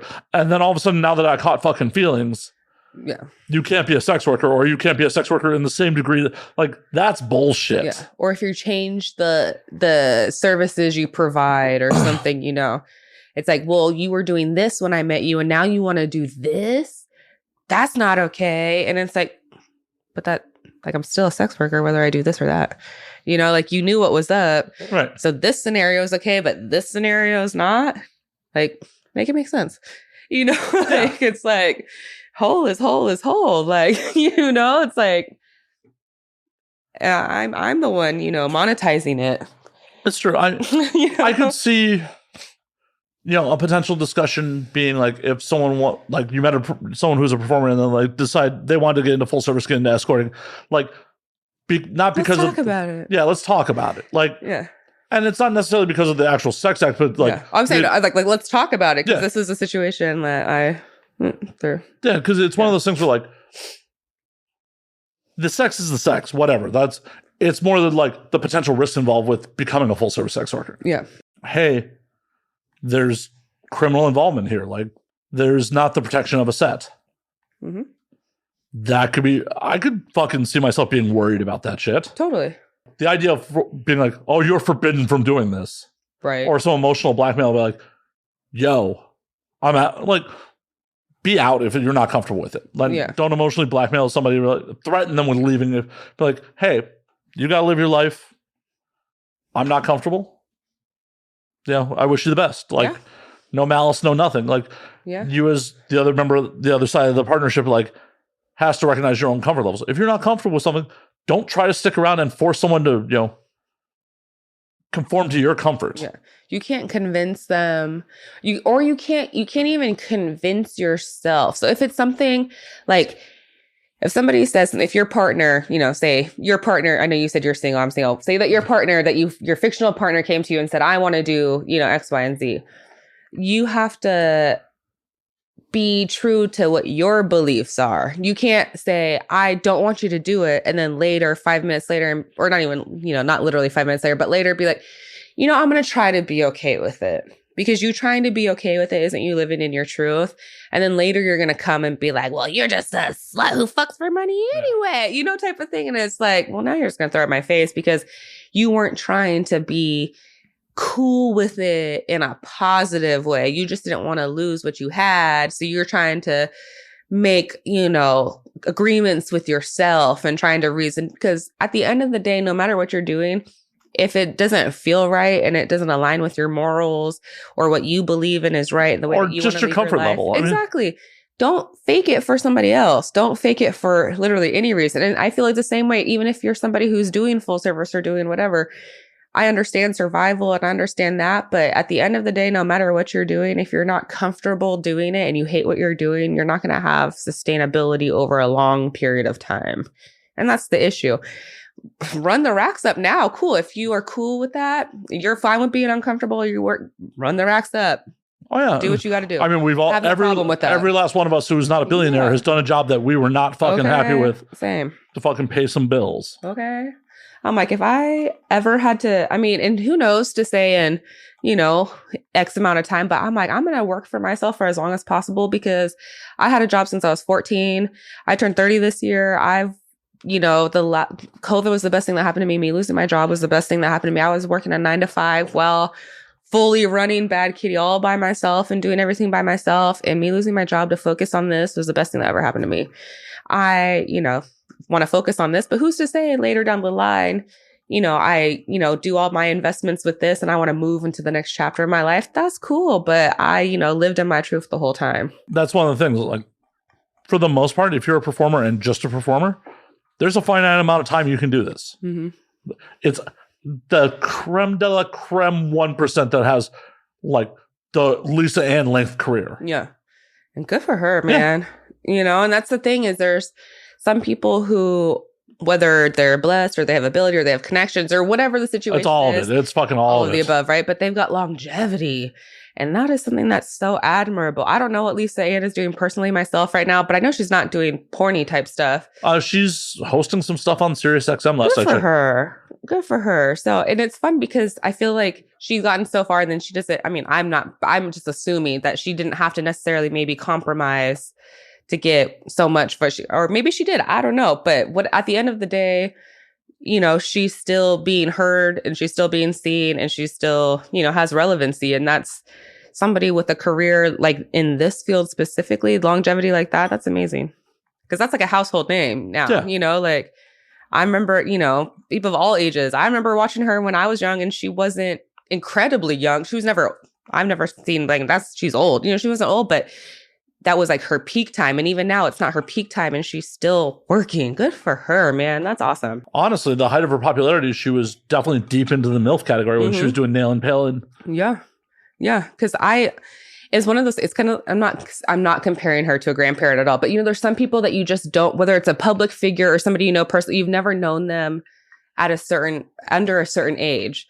So when I think of her, I just think of her as a MILF. I never think of her in her younger years because like you said, that was the pinnacle of her time was her deep in the MILF era, good for her. Like awesome. But she is definitely the exception, not the rule. Like Totally. Because I think of people that, I looked up to when I was too young to be watching porn. They, I see them pop up sometime, but, like Jada Fire, she's not really around often. Misty Stone's around still, there's a lot of Misty Stone's still looking fine as hell. Oh my God. She looks exactly the same. She hasn't aged a fucking day. How? At all. How, Misty? How? At all. I mean, I don't know. Good for her. But, good on her. Right? But there's some people that, just have longevity and they just played the game right. And they have something to offer that has lasted for so long. And I'm like, that's amazing. It absolutely is, because the average career lasts like 6 months. Okay. And you think a lot of these girls are coming in 18, 19. By the time, like, my period is older than you. And you have been here for 2 minutes, so I'm, this year I'll be 5 years in the game. And I'm like, now I feel like I'm at my peak, or I'm approaching peak right now.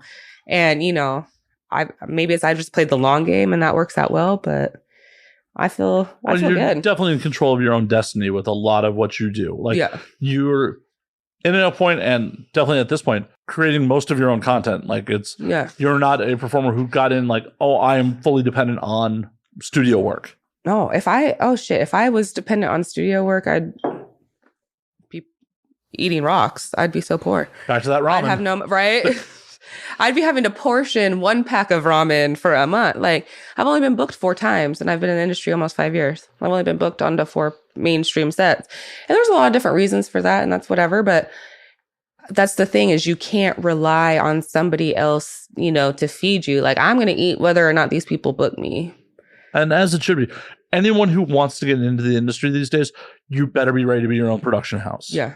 And you have to be cool about it, and there's things are going to change, and, your fan base is going to change. And it's funny. I feel like people are realizing that Bad Kitty from 2019, like most people pre-pandemic, aren't the same. They don't necessarily look the same. Maybe they don't talk the same. Maybe they don't look, the same person. They're like, oh my God, yeah, I put on weight. Yeah, I changed from, slim, thick to BBW, whatever. But my business model's changed. The way that I run, my business has aged as well too. And that's something that I think was beneficial for me getting into the game late and being so selective and restrictive and stingy and controlling of my brand has probably maybe I lost the opportunities, but I feel like it's helped with my longevity and it's helped. Yeah. You're not shot out. You're not worried about oh, hey, fuck, I didn't get booked on this studio. What am I going to do? You're like, yeah, my money's coming in. Okay. I got shit queued right now as we speak, Right. During this interview, she picked up her phone 3 times, oh, well, that's another dick appointment right there. The phone's right. I'm like, which phone is going off? Right? Yeah. I'm amazed that she had time to do this fucking interview. Right. It's a tight schedule, but I made it work. No, I appreciate it. Cheers to that shit. Cheers. No, and that's the thing is you got to put the work in and you're going to make what you want to happen. That's the thing. And that's the problem with people getting in at 18, 19 who have no business sense, have no, we've talked about this on this show multiple times. There is no porn 101. People just get thrown into the fucking deep end. Yeah. And the industry, in the grand scheme of things, doesn't care if you sink or swim. Mm-mm. And it's sad. And I feel like there should be advocacy, not only advocacy in direction of your business and, the trajectory and what you want to do. Because I feel like if you're in a higher end bracket and you get with the right people, I know I've got the burps too. I've got the burps too. The whiskey burps. If you're with the right person, you get better guidance. But, not to call anybody out, but a grouping, and by grouping, I mean agency, but there's a grouping over here that doesn't have the same standards as another grouping, which is a higher end grouping. So they're having different experiences, so it's there's no standard, there's no book, there's no how-to, there's no one-on-one. And a lot of people, I mean, I guess the word of the millennium right now is gatekeep, people gatekeep. But the thing I don't like about that is you're not entitled to anybody's information. You're not entitled to nobody's time. You're not entitled to nobody's guidance. You're not entitled to anything. So that's the thing is people are like, well, I know, but somebody needs to teach me. Something okay, if I was waiting for somebody to teach me, I wouldn't be where I am right now. Trial and error. Yeah. Buy yourself a fucking camera. Trial and error. Yeah. If you're curious about how to shoot it, there's a million tutorials on YouTube on how to shoot things. And I don't have a problem helping, but I feel like the last couple of times I've helped people, it's just like, I feel like it fell on deaf ears. Like they were ungrateful, and it's like, I don't know. I feel like I've got manners. I say please, I say thank you. I let somebody know I appreciate it, even if it's bullshit, even if it wasn't helpful. Thank you so much for your time and for your input. I really appreciate this. I'll find what I can apply for myself from that or whatever. Maybe that's just because I have a different background. I didn't join the industry till I was 25. I'd already been working for, 10 years at that point, in real life. So maybe, I'm not better than nobody else, but I just feel like I had maybe a little. You said it, but life experience. Hey, no one's buying me toilets, right? I hope people buy me toilets. Oh, someone's gonna buy you a toilet after. Nobody's buying your loogies though. I've never marketed in them. We could have a competition. Okay. I bet mine are thicker. Are you a smoker? I mean, I'm nicotine smoker. Occasional cigar smoker. Okay, yeah, no, I'm just a weed smoker. That's why I've got a little. Yeah. I was having a cigar before you walked in. Yeah. I think we smoked the blunt before we got here, but not while we were here. I don't know. Yes, whatever. Like, did I consume cannabis? I don't remember. I know. It was funny because it was like we got back to the crib right after we went to the hot pot. And because I was like, damn, this fucking business. I was like, yo, I told y'all I had plans. And they're like, no, we got to do this. And I was like, this is the only time we can do this. I said, okay, let me text him and make sure it's okay. And then I felt bad because I was like, I don't want to push him back. And then so right before we got here, and she was like, do you have time to roll a blunt before? I was like, no, we are already late. Let's go. It was fine. Yeah. Like I literally, when I got that text, I'm like, oh, cool. Yeah. Well, that means I don't have to put on pants yet. Right. Like I didn't even jump in the shower till 7 o'clock. You're like me. You're like kind of a dry texter. You're like, okay, cool. Dope. Awesome. Sure. And I'm like, I'm not going to take it no because that's how I type too. But I was like, hope it's really okay. Hope it's really sure. No, Yeah, it was fun. I'm like, it's absolutely fucking fine. Like, because I know when we were initially setting up, you're like, I'm a night owl. So I felt like you were like 7 or later. Yeah, it was literally I was editing stuff and then playing GTA Online with some friends when you texted like, can we do something? I'm like, yeah, that means I can do a couple more missions. Right. And I was like, how about it? And then the parking, and I was like, God. I was like, I don't want to be the black girl showing up mad late. Like, well, and as you're like, I can't find parking, I'm like, cool, more cigar. Right. It's fine. More cigar, less pants. Yeah. Well, the pants were on by that point. Oh, damn it. Sorry, I got you excited or I got you hyped too early. You had to put your pants on too early. Oh, I thought I got you hyped and you were upset that I had pants on when you showed up. I mean, I didn't. She was asking me, she's like, what kind of podcast is this? Can we do this? Can we do that? And I was like, I don't know. And she was like, I gotta change my pants. And I was like, but what if it's a no pants podcast? I mean, it definitely can be a no pants podcast, but I'm not like, we're meeting for the first time in person now. And like, it would be rude for me to assume that like, oh, you're just cool. Like, yeah, it's a no pants podcast. Just like, answer the door, no pants. Like, it's no pants podcast. Sorry. Right. Right. The next one will be no pants. All right.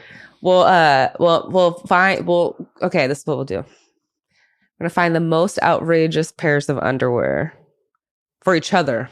Oh, for each other. For each other. All right. Yeah. I'm gonna find you a pair of manties, and you're gonna find me a pair of panties. All right. We'll gift them to each other, and then wear them. See, I think I'm gonna just do something ridiculous and get you something that's ridiculously unsexy. Yeah. Perfect. I hope my boobs can fit in the panty too. Because I feel like that's where in my head, when you said that, that's where I would go with it. I would find the biggest granny panty. Oh, I'm not going to find some granny. I'm going to find someone wool with like the buttons for your butthole. Butthole buttons. I love it. Yeah. Like the little flap for your butthole. Like, yes. Like that's why I'm going with it. Just remarkably unsexy. Butthole flap. I mean, I haven't heard anything sexy. You said booty butthole buttons and butthole flaps. That's all I heard. And those all sound good to me. Well, I don't know how I'm going to put you in something that's like actually unsexy. I don't know where I'm going to be like. I don't know. We'll figure it out. It's a quest.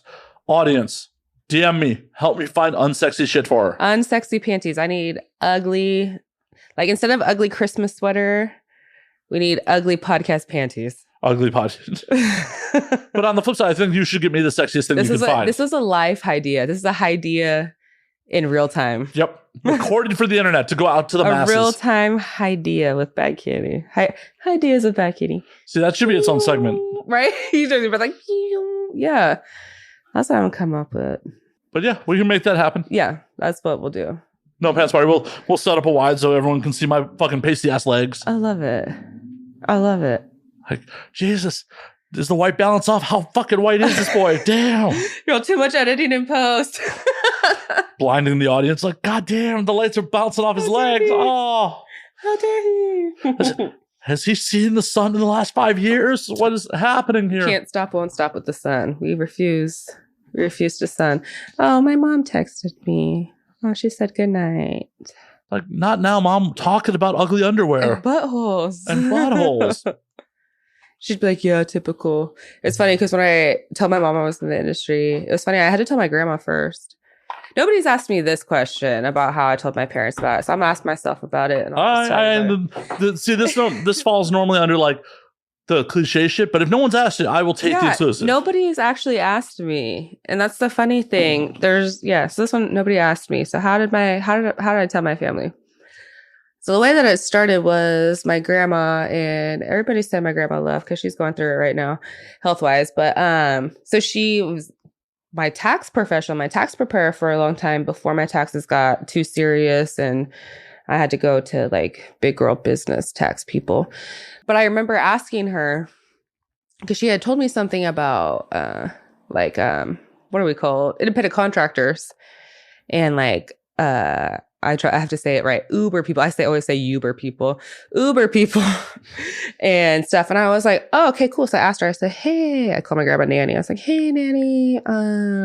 So I have a friend that drives for Uber and they were wondering how they get their taxes done, whoop-de-whoop-de-whoop and all that. And so she was like kind of trying to tell me about it and do-do-do. And I, like I said previously, I can't lie to non-men. And so I was like, yeah, I got a friend who's driving for Uber and she needs to know, do. And she's like kind of telling me. And I was like, okay, you know me, I can't lie. I said, I am an independent contractor. And, she's like, what do you do? And I was like, I webcam. She's like on the internet? And I was like, yeah. She's like, okay, cool. So then I started telling her and she was helping me with my taxes, whatever. So then there were things that I needed help with. So then I asked my mom and then I told my mom and she was like, oh yeah, figures. Like, you're naked all the time. And yeah, I caught like you doing fuck shit on the internet when you were too young and sending pictures. Cause I grew up in the age so that iPhone was starting to come out by the time I was like leaving high school. So like I graduated in 2009 from high school and the very first iPhone was just barely starting to come out. Our phones were like the Sidekicks and the Razors and like the Razor flip phone and all the pictures that were on it had like a weird blue grainy tint to or whatever. So she had caught me like taking pictures that, would get people in trouble for right now because, I was in high school or whatever. So she wasn't surprised. So I told her, I was like, yeah, do. So I was like, but don't tell Dad. And like, this is funny. This would be this would be one of the times I talk about it for free. I don't know. People always ask me what my ethnicity is and I don't ever talk about it. Not because I'm ashamed or anything, but just because a lot of the time it comes from like not a place of interest, but a place of like fetishization. So, I'm mixed or whatever. So my mom's like a bunch of white stuff. I don't know. Her dad's parents are from like Germany. They're like redheads, like bright, super redheads from Germany and a bunch of other white shit. But my dad's from Jamaica.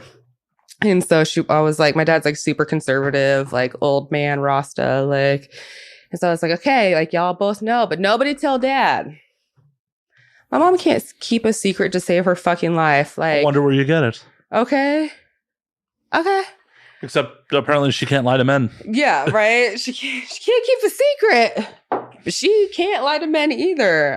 We're the opposites. Opposites attract. So one day she told my dad or she said something in passing later. She was like, yeah, your dad knows or something. And I was like, what the fuck? Who told my dad? I was like, why'd y'all tell him? God damn it. God damn it. But then now it's just funny because but nobody cares. It was just one of those things where it was like, he just doesn't need to know type of things, It was like, not like he'd be ashamed. So my family totally supports me and they help me with stuff. I mean, he needs to know so it doesn't accidentally pop up in a search. Right. Oh no, my dad's old timey. And anyways, my dad wouldn't be searching ebony shit anyways. My dad, like, I remember when I found his VHSs, his porn's VHS, it was like big busty Asians with big boobs. Yeah. Yeah, I'm not hating on your dad's taste. Stuff like that. Yeah, no, I'm not my dad's demographic. Thank God. But it's funny because my dad's a musician and So who do they ask to record the live shows? Me. Because they're like, yeah, my daughter's good at videography and editing videos and stuff. And I'm like, yep, I am. Band's like, why are there so many extreme close-ups? Right? I'm all BLV, baby. And I come in with like the stabilized like video camera. And they're like, damn, this shit's crisp. Like, why does she have a gimbal? Damn. Right. No, it's like so funny because, I just handle the business. So it's funny because it's like at the end of the day, as much as I try to fight and to say like, I'm not like my dad. I'm not like my dad. Him and I are like the same. And that here we are both entertainers. Like, yep. We knew it was going to be, we knew it was going to be. Well, and thankfully we're in a day and age where like this shit is so much more normalized. Mm-hmm. Like the idea of, getting into sex work, like I'm 10 years, I graduated in 99. So I'm 10 years older than you. And like, the idea of someone getting into sex work when I was coming up would have been just fucking blasphemy. Oh, yeah. No, that you wouldn't. It was like very underground, like, and not the end. I mean, obviously it was still popping, but the end of the high peak of like the AIDS pandemic. So it was very stigmatized, like, yeah, I totally get where now, not that the same stuff isn't able to happen that was happening then to now, we're more educated about things, but, the same type of thing now where, people who would be open and honest about being sex workers, 10, 20, 30 years ago are looking at us like probably like, oh, I wish I could have lived out in the open like that. And the stigma attached with it. I mean, and don't get me wrong, there's still definitely stigma attached. For sure. 100%. And this is something I've had a conversation with any friend who's ever talked about like getting into the industry or getting into sex work. It's like, yo, please realize that sex work is not a protected class. Mm-hmm. And if you want to go back to civilian land later on in life, the shit you've done is there forever. Yeah. And you can and will be discriminated against. Yeah. Like if it's on the internet, it is there for fucking ever. Yeah. Well, especially with the advancements in technology, who's to say that a employer can't upload a video or a photo of you, say that there's an employment requirement that you submit a photo. I don't know. I'm just talking hypothetically. And then they run it through the thing and they see me busting it open.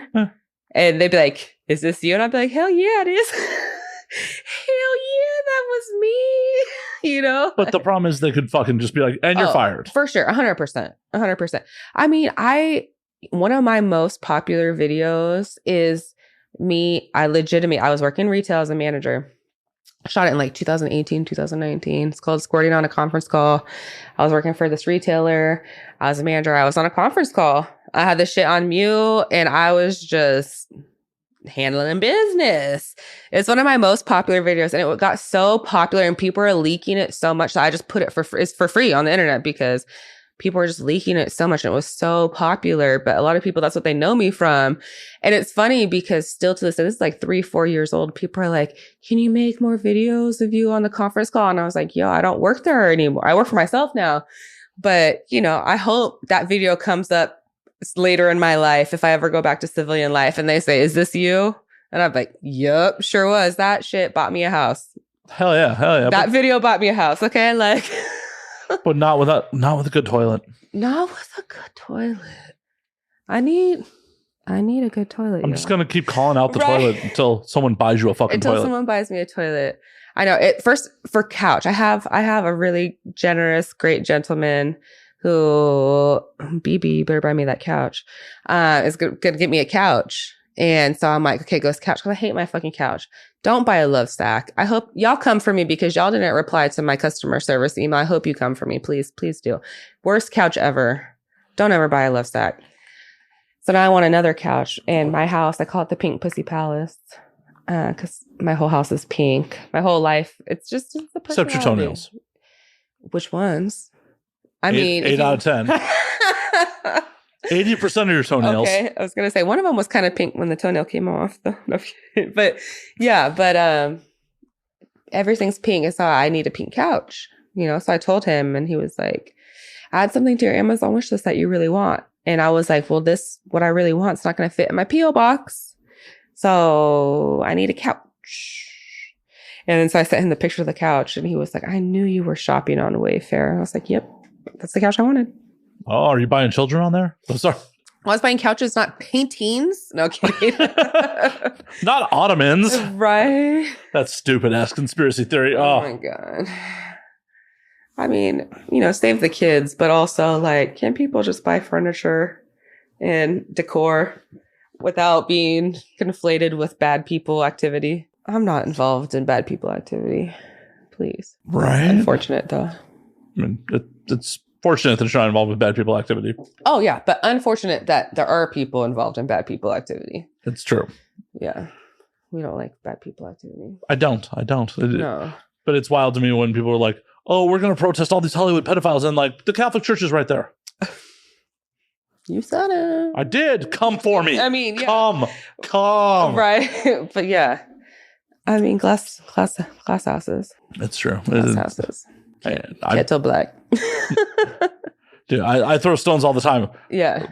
I'm just hoping that I get famous enough that people throw them back. Okay, right. You're like, have I made it yet? Right? Am I big enough to be canceled? Okay. Has anybody made a catfish account of you yet? No. Oh, you haven't made it. Exactly. Like, you haven't made it. Nobody's pretending to be you. No one is pretending to be me. Like, wow, Nobody's selling $30 blowjobs as you. No. No one's selling shit as me. Like, I'm deeply upset that like there is no Matt Slayer catfish accounts. There's just like random Twitch streamers that use my name because that's their name too. How dare they have a name similar to yours? All these people in the world, the originality is lacking. Right? How dare you try to use my shitty high school nickname? I'm using it professionally. God damn it. But that is too funny. It's just yeah, I don't run across very many bad keys. I've run across a couple, and it's funny because there was this one person who had a variation of very similar to my name. Very similar. And she looked similar. We were similar. And I was just like, hey, cute name. But I was like, and it was funny because when I first started, I was only camming and I wasn't thinking that I just figured that was only going to be my cam name. But things took off and things changed before I got to a point where I could think about rebranding, and now we're just too deep. I don't even know what I would change it to, but like at the point where I was thinking about changing it, we were too far in. See, that is the wild part about the performers that do come from the camp side. Like, yeah, where it's like you don't have a typical like you don't have like a first name, last name type of thing. Yeah. Like before you came out, I was like, so do I call her Bad Kitty or can I call her Kitty? Do I call her Bad? Like, I know people always ask me like, what do I call you? So I just have people call me Kitty. Some people have started calling me Kit, and I don't hate it. Like, I kind of like Kit. They'll be typing. They're like, I don't know, Kit. Like something like that. Like, that's cute. I don't have a problem with that.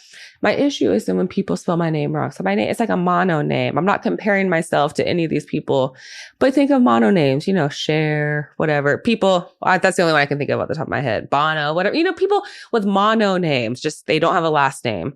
That's kind of what I was thinking, but that wasn't supposed to be a long-term name. But then Bad Kitty got so much traction, and the name changed from like just like a properly capitalized name, just the B was capitalized, to like a full capitalization to drop and so now it's just Bad Kitty, and I'm like, I wish I had like a like a lady name, like whether it was like a name and a surname is what I wish, but we're too far in now. Right, in too deep. It is what it is. You've created a monster and it has run away. It's a full-grown monster. But it's okay.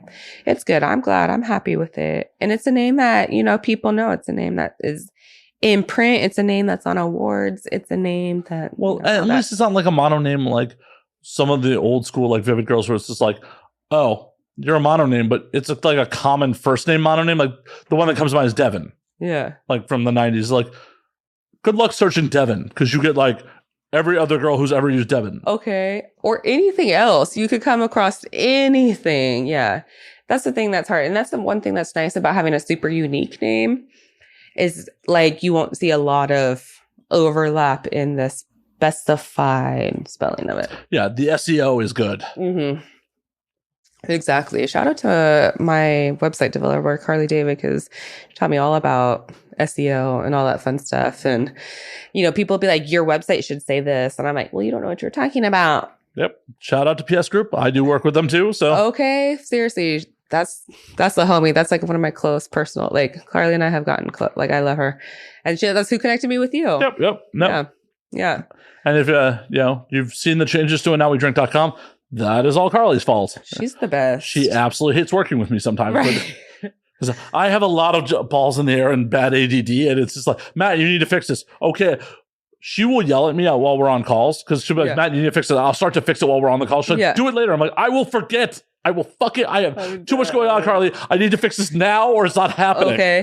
And I'm the opposite. She's like, fix this. And I'm like, okay. And then it's like 12 years later. She's like, Kitty, fix it, damn it. And I told her, I was like, you got to send me a picture of what you want me to fix.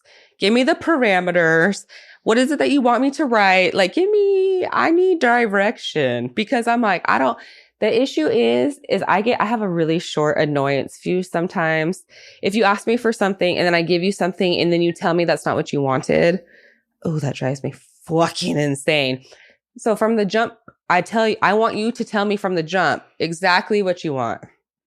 Like, if you have a script and you want me to plug in the words like a Mad Lib, I'd rather you do that than you come back to me later and tell me that I didn't give you what you wanted when I did. Makes me kooky. But it's the opposite. So Carly will be like, she'll tell me to do it and then I just don't do it. And then she's like, do it. And I'm like, okay, I'll do it. And then she's like, okay, but you didn't do it. But no, she's the best. And it was so funny because I know that she meant it from a good place, but basically the gist of it was, because of you, I've learned new ways to do things because I never thought about doing them this way, because she would show me something and I'd be like, no, not that. And I'd be like, this is what I want. And it was like, I swear, I didn't know I was like creating things out of thin air. But that's the thing. And she's so great. She makes them happen. I just tell her the idea that I have and then like, bink, it's done. So yeah, good people. Yeah, definitely. Good people. And good people to link you to other good people. Like who? Who'd you link you to? Right? I don't know. Some weirdo guy here. Right? Fucking weird white dude's just filling me whiskey. Like, right? This white man invited me into his house and said that there were beverages. He said, you want something to drink, look here? And I said, okay. Would you like as much alcohol as you could possibly consume? How much alcohol can you drink in 2-hour frame time? Like, ignore the professional cameras and lighting. Right. Nothing sinister is going on whatsoever. Right. And he's like, and then he said I could talk about whatever I want. He did indeed. Mm-hmm. Which I love. Let's unstep this sexy thing and see how much we... Oh, no. We got time left in the show. Oh, okay. So we can't do the big reveal. Okay. So we won't big reveal yet. Yeah. But we don't have more ice cubes. And that's... I mean, there are definitely more ice cubes in the freezer. But not the fancy ones. Oh, yeah, there are. Oh, I thought it was only the one. No, I had 3 trays. I'm a professional. Thank you. I would like some more. Like, just I need an assistant. Like, this is so convenient because normally it's like, hold on one sec, I'm gonna pause. I'll go get more ice. That's how I know that I've been drinking because now I'm sweating. See, I just thought that was my fault. My bad. Oh yeah, sexy Matt Slayer. She sold that one, folks. She definitely sold. Yeah. Mm-hmm.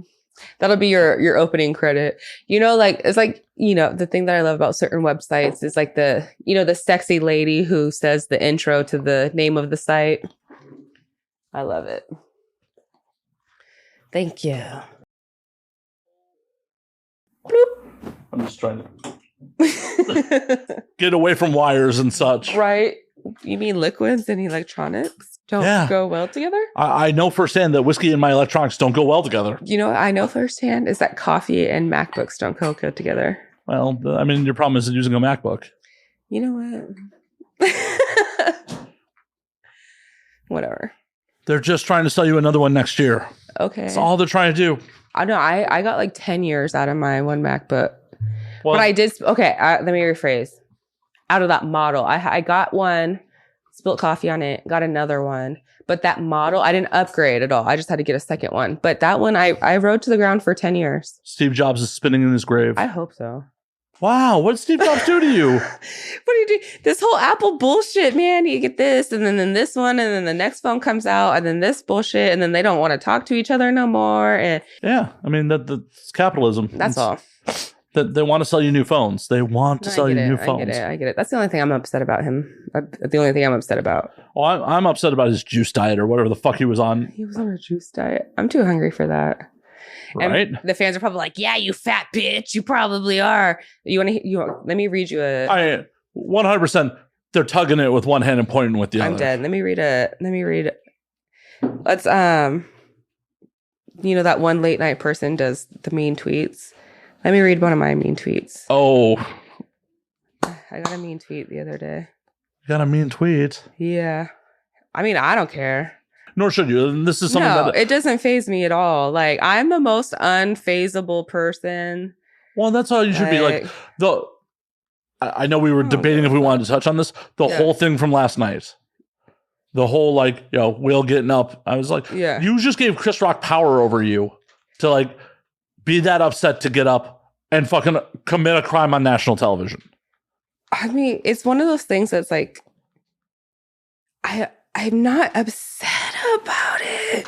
Look at my Twitter stream from the amount of women who oh my gosh, it got better. Okay, I was gonna not to cut you off, but the person who mean tweeted me. All right, we'll do the mean tweet, but then I want to segue. Back, okay, we'll circle back to it. Here's my mean tweet. So this is after a video, and I've only been on TikTok for a couple months, like a month maybe. And they haven't kicked you off. That's amazing. Not yet, but I have gotten some community violations. But so I searched myself on the Tickety Talk because I hadn't searched myself. So I searched Bad Kitty, and there are videos about me. I didn't know that. So there are videos about me about being like top porn stars. I was like number 2 on all of them or whatever. So somebody... I think I saw a reaction video that you did. Oh, yeah, my reaction videos. Yeah. So somebody who commented on it and said, yeah, the dude who said that I was number 1 on one of the videos was right. And then he says, fuck, Bad Kitty, why did you have to let yourself go like this? You're fat as fuck, with the throw up face. And then... he said, man, shut the fuck up. Only sorry ass N-words want that shit. You're mid. I think he's just upset that his dick isn't big enough to still penetrate you. That shit just makes me laugh. Like, also, I want to know who created this word mid. Because my understanding is that the kids mean that on a scale of 1 to 10, that you're like a 5. So I think I have some history on the mid. That's all. That's my understanding. So please. Well, so in gaming, they do tier lists, especially like fighting games. So they'll rank all the characters from S to F. So S being like special, A, B, C, D, E, F, and then like so a mid tier character is somewhere that falls in the middle. Okay, but like, wouldn't you want to be like your low tier? Like, well, no, so low tier is the worst. I know, but you're not saying that like I'm the worst. So he's still saying he's popping rocks, dude. That's what I'm saying. You could still get it, but like I saw a dude fuck a fucking car. So I'm not. I've seen dudes fuck trees. I've seen dudes fuck pots. I mean, there was a whole franchise about a man fucking a pie. These dudes will fuck anything. It's accurate. It's accurate. And you're gonna tell me that I'm mid? I mean, that's fine. Everybody's got their preference. That's fine. But like, just because you can't get it doesn't mean that I'm mid. Like, mid's not even bad. Like, you're just going to say, like, it will still make you come. Like, well, it's one of those things where, like, maybe he's trying to do one of those, pickup artist moves where, like, oh, I'm going to neg her a little bit so she pays attention to me. That's what it is. Exactly what it is. It's negging. And the thing about it is, you literally just call this tweet out on an internet show. Yeah. So you just paid him attention on the internet. And I replied. So he should be coming for the rest of his life because he got acknowledged on this, like you said, which is going to stream on places. I replied on Twitter. Other people replied back to it. So now he got the attention that he wanted. Right. But then he knows, this negative attention will get responses. So he'll continue with the negative attention to continue to attempt to get responses. But you know what the gag is, though? In 10 minutes, it'll say, this tweet has been deleted. In 5 minutes, it will say, this tweet has been deleted because people will see it. And then they'll, like, I'm not saying go gang up on this man. I don't give a fuck. Nobody needs to be, like, I mean, not that I'm saying nobody needs to be bullied on the internet. Some people do need to be bullied on the internet. And some people need to be bullied and or slapped in real life. To segue back into what you were saying. So, like, I have opinions on this shit. Me too. But first and foremost, I tweeted about them all last night. Yeah. Actually, all my tweets from last night were actually I did not pick a side in my tweets last night. My 2 tweets were my first tweet was, one of Chris Rock's writers is definitely getting fired tonight because Chris doesn't write his own jokes. That's the first problem. Chris has writers. I understand a collaboration, but you're going to tell me that this man who's been in the industry for 25 years, maybe, didn't read it first. I don't know for a fact, but I feel as though maybe this man read the joke and thought, this is funny. I don't think that was the first time he saw it. Oh, I'm sure it wasn't. And that's not the first time that he has. I can promise you it wasn't the first time he saw it. Friends of mine in New York were telling me that Chris was running his Oscar material in clubs in New York before the Oscars. Hell, and I know he does that. In 2016, I got to watch him do his Oscar material when he was hosting the Oscars 2 nights before the Oscars at the Comedy Store. Which was the one where he was talking mad shit about Jada because Will had boycotted it and Jada was like, I'm not going to go. Yeah. Yeah, no, I got to watch him do that material in person 2 nights before the Oscars. Because that's the clip that keeps getting quoted to say, like, people are like, oh, he only said one joke. And it's like, no, it's been a build up. Sorry, I have titty sweat. My titties are hot and sweaty. It's okay. I mean, the sweatiest. And I know we turn the air off. That's the one thing I hate. That's the most toxic thing about porn. It's not the most toxic thing. I'm sorry. Let me backtrack. It's okay. It's one of the non-physical, person-to-person toxic things about porn. It's if there's not another person, I mean, I guess somebody does inflict this pain upon me. When you turn the air conditioning off, I'm not a small girl and people be like, yeah, you're a fatter bitch than you were when you got, okay, but like I got 1 booking when I was skinny. I mean, that was in 2019, but I got 3 bookings once I gained weight. So like my money went up once I gained weight, but I'm not saying this isn't related, but that's the thing I hate about porn is when you have to turn the air conditioning off. It makes noise. I'm sorry. It makes noise. I know. But now I got some booba sweat. It's okay. We can take a pause. You can go pat the girls down if you want. I did one of these. Yeah. I mean, whatever you need to do to be comfortable. No, I'm good. I'm all right. You're allowed to let them breathe if you want. We allow anything to happen. Right. Here. Oh, boo-boos can get boo-boos. Yeah, you can pull them out. I don't care. Boobs can come out? They can come out. Okay. I will censor them on the internet. Boobs are out. It's the sweat underneath. So I got new boobs. And it was funny because mistakes were made. I didn't know that I had purchased and installed the largest silicone boobie that they make. They make them up to 800 cc's, which is a large bob. Yeah. That's a large bob. They feel so much better already. See, I'm just gonna go into After Effects, put a mosaic on there, right, and put available on Patreon because the Patreon version will have the full bobs. I think that was in the way. There we go. So they could get both of them, the full bobs. But yeah, and it was funny because my doctor went in and he would like examine my boobs or whatever, and then he wrote the cc's of the boobs on it. He's like, yeah, this is the largest silicone implant that we make, and I was like, what? The largest? Did you do the gummy bear? Yeah. It's the way to go. Yeah. And I got a lift, so I got scars or whatever, and it was funny because I was on a really popular set and for like a really popular brand, and they were like, you want to put makeup on your boobs or anything? And I was like, no. Like, I know y'all gonna edit it anyways in the photos. And like, my fans, people who know me, know that that's how my boobs look. They saw how my boobs looked before, and they saw how they look now, and these are nice and, whatever. So it's like, it is what it is. Exactly. Yeah. So back to last night while your boobs are out. As much as I would love to talk about your boobs. Yes, back to what we were talking about before the boobs. Yeah. Chris made a joke that wasn't... I'm going to put it the other way because the sweat is under the boob. The sweat, the culprit is under here. There we go. There we go. Push the girls up a little. Yeah, I was like, this is where the issue lies. So yeah, Chris was... He was making a joke that, could be considered punching down. But at the end of the day, he's a comedian. You should handle that shit by not slapping a man on the middle of a live telecast. Like, handle that shit backstage. Will Smith, you're winning Best Actor.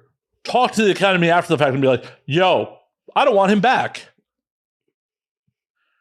Just slapping a comedian especially is like setting a precedent of like, oh, hey, if a comedian says something that you don't like, it's okay to get up on stage and hit him.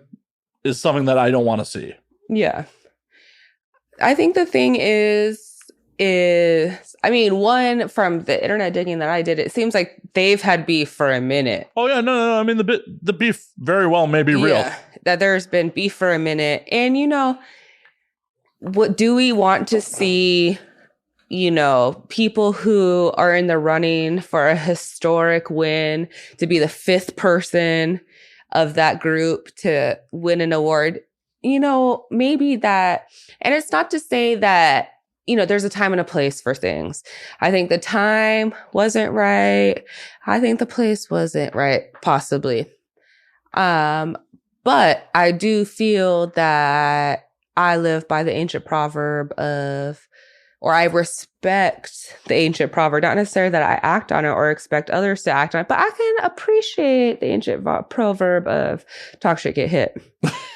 But it's a comedian's job, especially if the Academy's brought him there to fucking roast celebrities. Also that, but like, why are you so horny for Jada for so long? The joke that they made before about the couple that one was not, but they were both nominated and one shouldn't win because the other one has to lose because, you know, it's the husband or whatever. That was a cute joke. Well, you know, I think the really insult, the one that like was much more insulting than the G.I. Jane joke was the one about like, much like Rihanna's panties, I wasn't invited. Exactly. That was pretty funny. But it's funny as shit, and it's a joke. Yeah, like you're giving people power to use words over you to get an emotional response. Much like people talking shit to you on Twitter. Like, it only has power if you give it power. Yeah. Well, and that's one of those things people, you know, and I understand both sides when people are like, well, you don't understand what she's been going through. Like people, when they say that I am so fat and I let myself, y'all don't know what I've been going through. I don't talk about my personal life and the shit that has been, you know, plaguing me and my family, the hardships that my family and I have been going through. It's not financial hardships. That's one, like, I can say that it's not a financial I wish it was a financial hardship because then I could just hustle to make money and the problem would be resolved.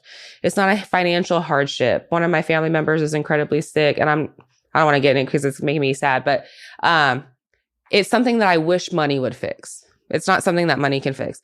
And same like in this issue, you know, you don't know what people are going through. And that's not to say that comedy or art should be sacrificed because of that. But I do think that it's icky when the subject of your joke has been open about a personal health issue and whether or not you were conscious in it, whether or not you wrote that joke or whatever. When you attack people on on a personal level, it gets icky. If you want to attack the persona that they put out into the public, that's different. That's what was icky. I don't like it when people kick you when they know that they can hurt you. Well, and that's what's icky to me. It's definitely icky, but it's also the downside of celebrity that most people don't talk about. That's the thing.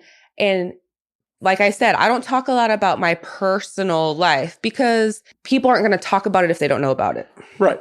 That's the other thing is, you know, you want to say, oh, well, they shared this about their life. They shared that about their life. You know what? They're right. But that doesn't mean that somebody's not going to make fun of you for it. But if nobody knows about it, they're not going to make fun of you about it. And it's like that seesaw. It's a seesaw. I mean, it's a balancing act. Yeah. At the end of the day, I don't feel like Will should have fucking committed assault on fucking national television.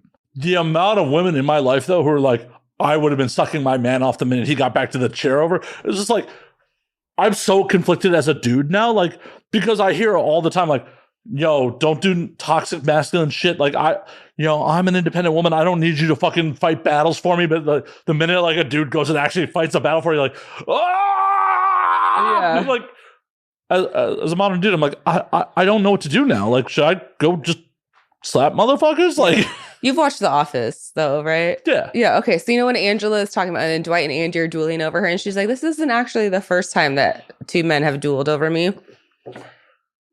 I resonate with that because it's not the first time. I've been in this position, speaking specifically for Angela and two men dueling over her. I was put into a position where, and I know this is something that I said that I wasn't going to talk about, but I'm not saying no names, but there might have been somebody who was attached to me who physically assaulted somebody in a public workspace at one point in the beginning of a different time. And that made people not want to work with me because a direct quote was, I heard that your dude, who's not my dude anymore, I heard that your dude fights people over you. So that put me in a bad space. And, it's like defend my honor. But like now if you're stopping my bag, it's a problem. 100%. Like, I want you to know, like, don't fuck with Bad Kitty because there's people who are going to come handle it. But also people who weren't planning to squabble in the first place now don't want to come hang out. But the gag is that person was literally just in my email saying, come to my hotel when you're done with the podcast. It's funny. Well, but, it's like, one of those things where, like, there's talk of Will may lose his fucking Academy Award over this shit. But like, what about all the other people who did super terrible things, but just because they weren't It's behind closed doors. That's the thing. No one has pulled Harvey Weinstein's fucking Oscars. That's the thing. People, they still want to say, so-and-so did this, so-and-so did. Okay, but they weren't caught on camera. And if they were caught on camera, the country didn't see it. Right. And this is a joke I made on someone's fucking Facebook or some social media earlier. Like, Will should have done it properly and fucked him up backstage. Yeah. Yeah. When they say, when P. Diddy's the one who settles things, when P. Diddy is the ultimate, when we were talking about villainous reality shows, P. Diddy is the number one. He wrote the trope for villains in reality shows. You remember watching Making the Band? Yeah. Well, like 2002. Don't quote me on the time frame, but early 2000s. That man made them walk, don't quote me on the amount, because people are like, she doesn't know. Don't quote me on the amount. Maybe 34 blocks. I don't know. Hella blocks in New York City to go get a cheesecake at the ass crack of dawn. This man was a villain. Yeah. And he's the one saying, y'all should have handled it like adults. Let's go talk about this, later. And it's like, that was a lot of the rhetoric people were saying was like, when P. Diddy's the voice of reason and Will Smith's the one slapping the shit out of people, you knew it's different. Well, and it's one of those things where, like, I as a white dude, it definitely shouldn't be my take, but I've definitely seen people from the African American community being like, well, that's fucked when, it's black on black, essentially black on black crime on the fucking one stage that we've been like, yo, y'all so white, and now. I feel like there is a time and a place. You don't want to do hard R shit in public that they don't want the hard R's in to begin with. If y'all aren't invited, that's not the place. People, you don't have hard R's slapping hard R's at the Catalina Rhyme Mixer. It's the fucking Catalina Rhyme Mixer. There's a time and a place. Oh, no. I saw so many jokes last night that were like, oh, shit, I didn't realize this is the Source Awards. Like, yo.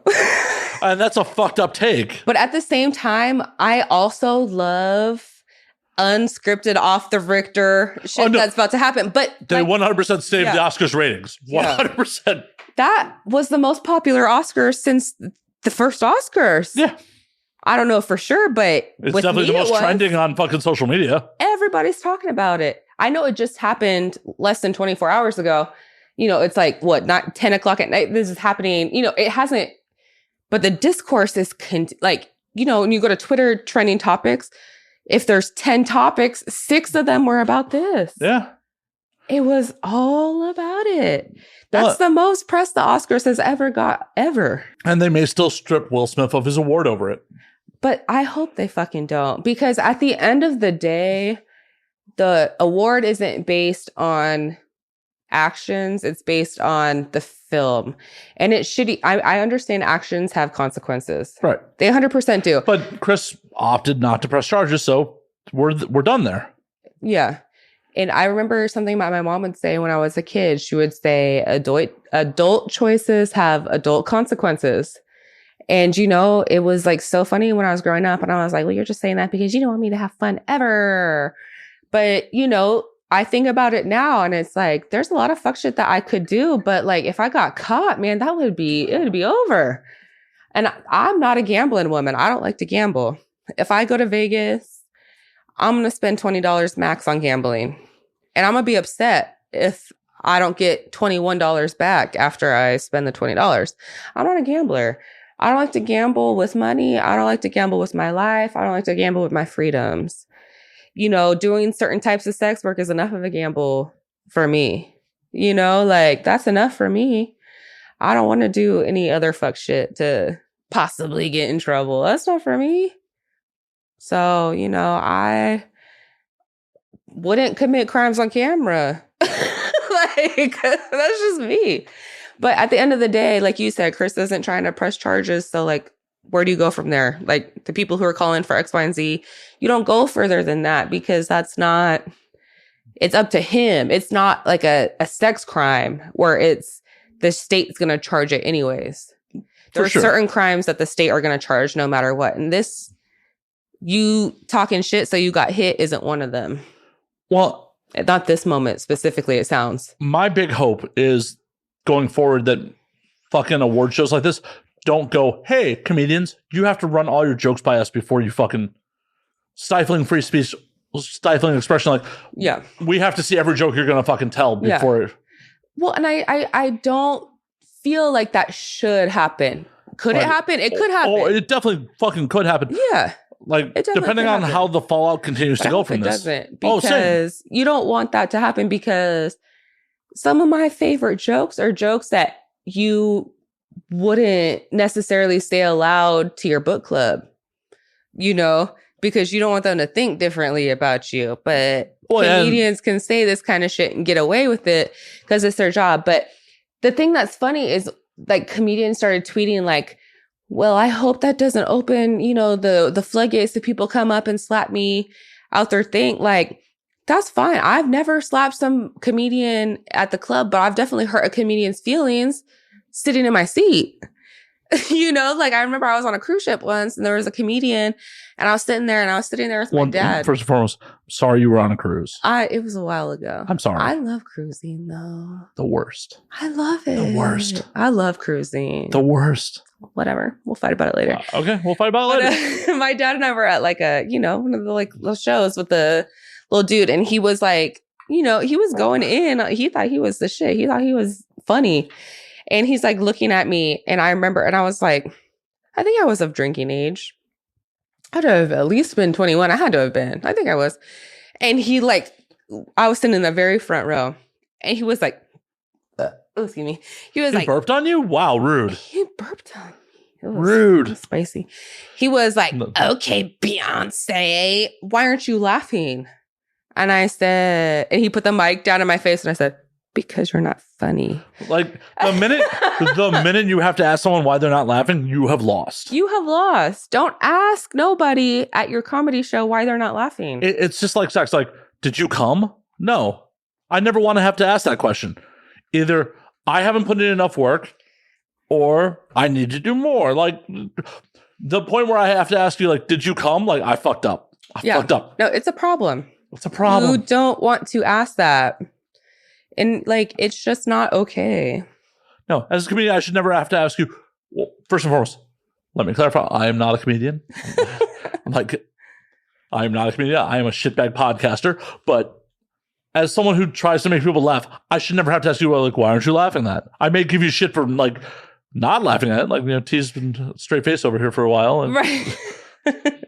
She's just like, we don't find men funny, so that's just what it comes to. You're lying. You've been laughing at my bullshit all night. Let's just be polite. Oh, wow. Ow. For the audio listeners, I just took a sip. Ow. Diverted my eyes. Looked at T, who's my homegirl on the side. Just looked, you know, we did the eyes to each other. Okay. We looked around the room. No kidding. Thankfully, I don't live for your approval. That's so fine. I'm kidding. It's okay. I'm going to cry myself to sleep later, but that's later. Yeah, but no milk tears, just regular tears. No milk tears. Just regular old tears. Regular tears from your face and not from your penis. The salty ones. Not well. I guess that one. I've never tasted semen, but I assume that's salty too. I feel like all men who try to come in other people's mouths, or all penis owners, you know, we'll be hella inclusive. All people with penises who come in other people's mouths, taste the semen before you put it in somebody else's mouth. and critique yourself. The only time I ever want to finish in someone's mouth is when they demand that I finish in their mouth. Yeah. I am one of these people like that. I don't like it. My penis goes in your mouth for about 30 seconds, then I'm just like, so we're fucking now? Yo, let me put it in your holes. Right, like let me put it in the self-lubricating, like I'll put it in your holes. I was giving it something to the camera, you know, for the Patreons. Well, I appreciate that. Hopefully the patrons do too. Boobs. But yeah, it's 100% like, you know, I had it's been a couple of years, but like I had a guest who was like, oh, you know, I want to blow you. I'm like, breaks, before we do that, if you blow me, I'm going to want to have sex. Like, if you don't want to do that, like, we don't need to do any of this. Yeah, you're like, I just want you to know. Like, if we were proceeding down this road, yeah, this is where it's like where I would like to take it. If you don't, I'm not going to bother pulling it out for you to even suck it. Yeah, right. You're like, we need to agree on the cadence in which this will progress. Right, like you know, we need to have like the full consent the whole way down here. Yeah, no, 100%. No, thankfully she was down. So yeah, well, that's good. That's something I feel like you definitely need to do, and especially as adults who are open and willing to do. I mean, that's the key word is adults. But yeah, that's the thing is, you know, we're all business. You know, we know business. We're adults. Get tested, you know, be honest with your test results. You know, I got tested before I came down here. I don't know what's going to happen. I've only been here for a couple of hours and I haven't had no, you know, whatever's I need. But I know that I'm being the responsible adult about it. That's the thing. Is that's what you have to be. And I don't like it when we were talking about it earlier at dinner is people lie about tests, people fake tests, they be forging them. Well, and that's the fucked up part. Bullshit. Like, people in the past have definitely fake tests and are still around. Yeah. And I feel like the second that you fake a test, that should auto DQ you. And that's not even the worst thing that people do and they don't get blacklisted or DQ'd or there's not consequences. Hopefully you have like managed to avoid any STIs. I've had chlamydia before. It just meant I took my fucking round of pills and went about, you know, my day. Mm-hmm. I've had chlamydia before, but it was way before I joined the industry. I was like 22. I joined the industry when I was 25. I turned 30 this year. So it's been a good minute. I have not, you know, knock on wood. And luckily all the people that I've been with have been responsible enough. I've never gotten anything while being in the industry. It was before the industry. And that was the first STI and that was the last STI that I've had so far. Not to say that I won't get one more in my life. I hope that I don't. Well, certainly. No one wants it. But at the end of the day, it's not the end of the world. I definitely got it from a civilian, you know. You know, and my biggest beef in the whole situation, my audience has heard this multiple times. My biggest beef in the situation is she took no ownership in the situation. I did not care. At the end of the day, like, because we had a non-monogamous thing. Like, okay, I got chlamydia. Like, I went in, I popped dirty. I fucking hit her up like, hey, you need to go get tested. Her response was, oh, you obviously got blackout drunk and fucked somebody else. And I went, cool, I'm done with you. I'm fucking done with you. You want to hear about how I knew that I had chlamydia? Of course. So I was working my 9 to 5 and I'd gotten tested because I just knew something wasn't right. I had a smell that wasn't my normal smell. There was discharge that wasn't my normal discharge. And I was like, something's not right. I'm going to go get it checked out. So I just went, and mind you, this is before the industry. I was like 22. So this is like 3 years before I joined the industry. Excuse me. I was still in college. And I had met this guy in my political science class. This was like the year before I graduated college. Met this guy in my political science class, super fine. Just for description, this fine ass Puerto Rican dude from New York. He had a couple tattoos, whatever. He was like ex-army, super fine dude. He was living in California because he had gotten some girl pregnant, whatever. That's where the kid was. So he was living with the kid.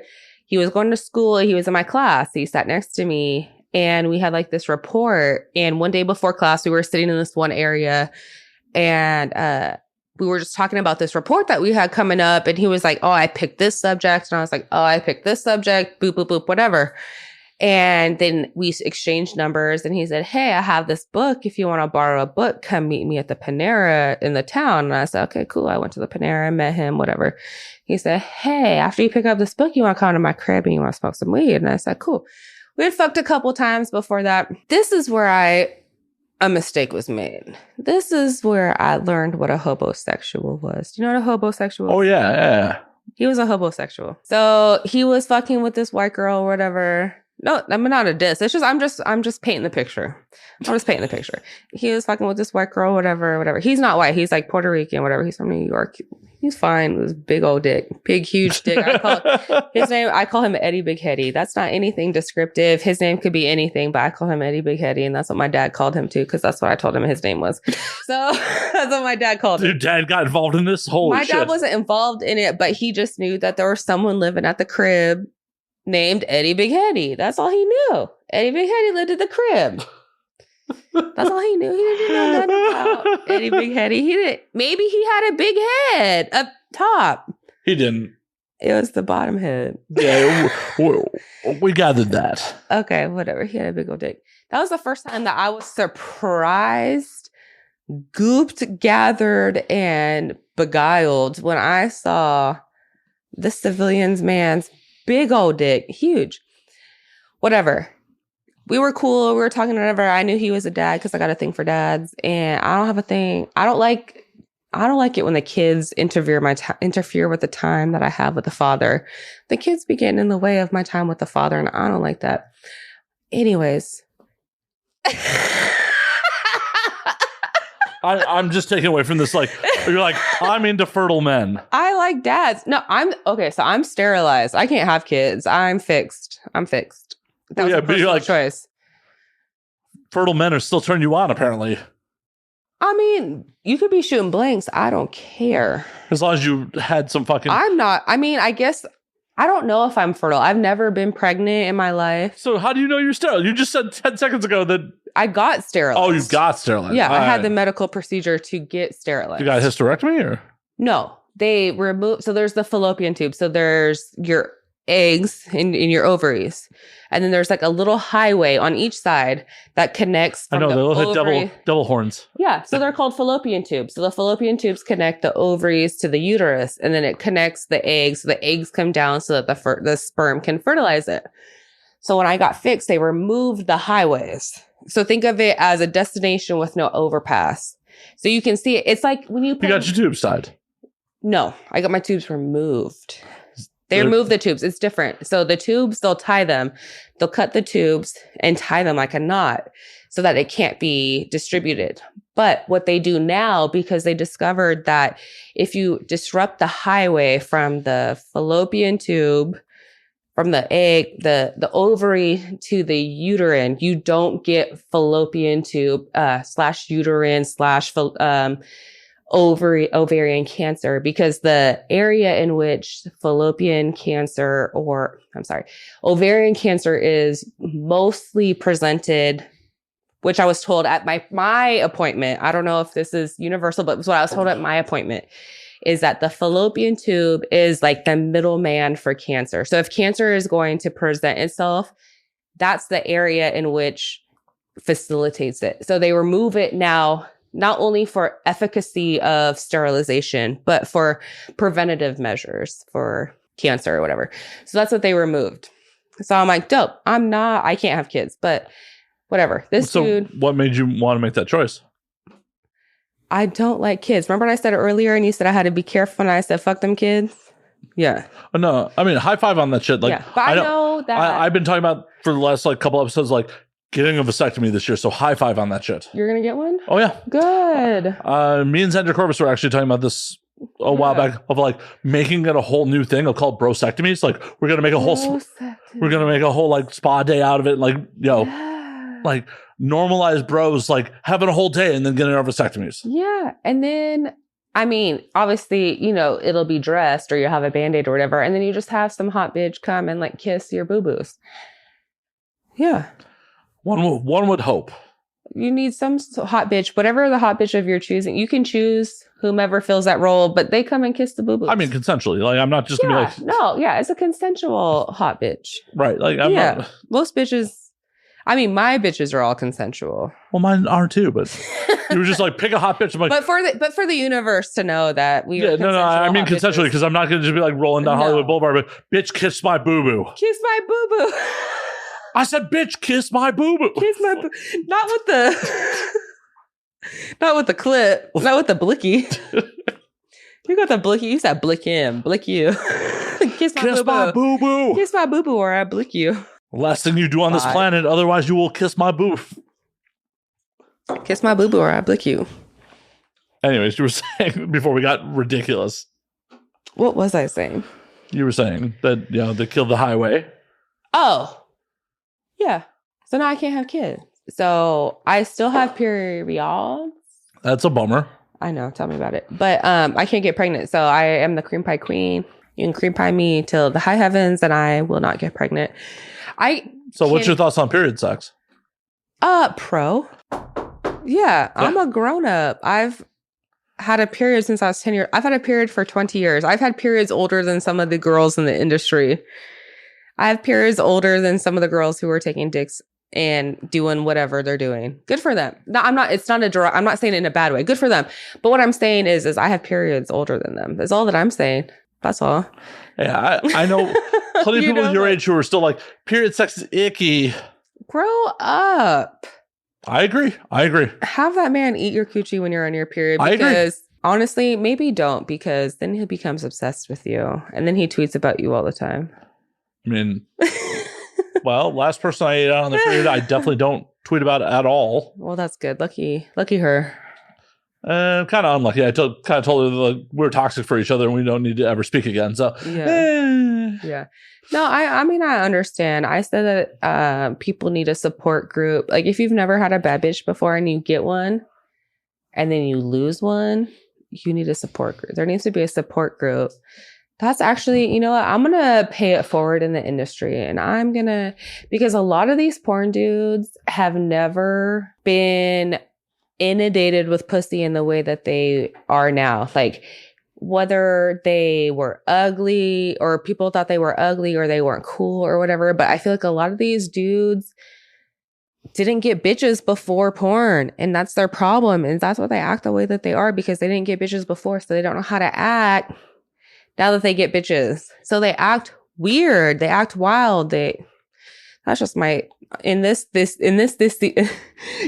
thesis, I will.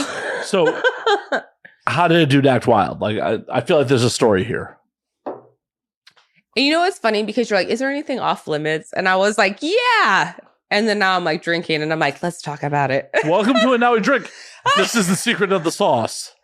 No, but I have no names for nothing. But I will say that I have an effect, and I'm not tooting my own horn. This is scientific. It's peer reviewed.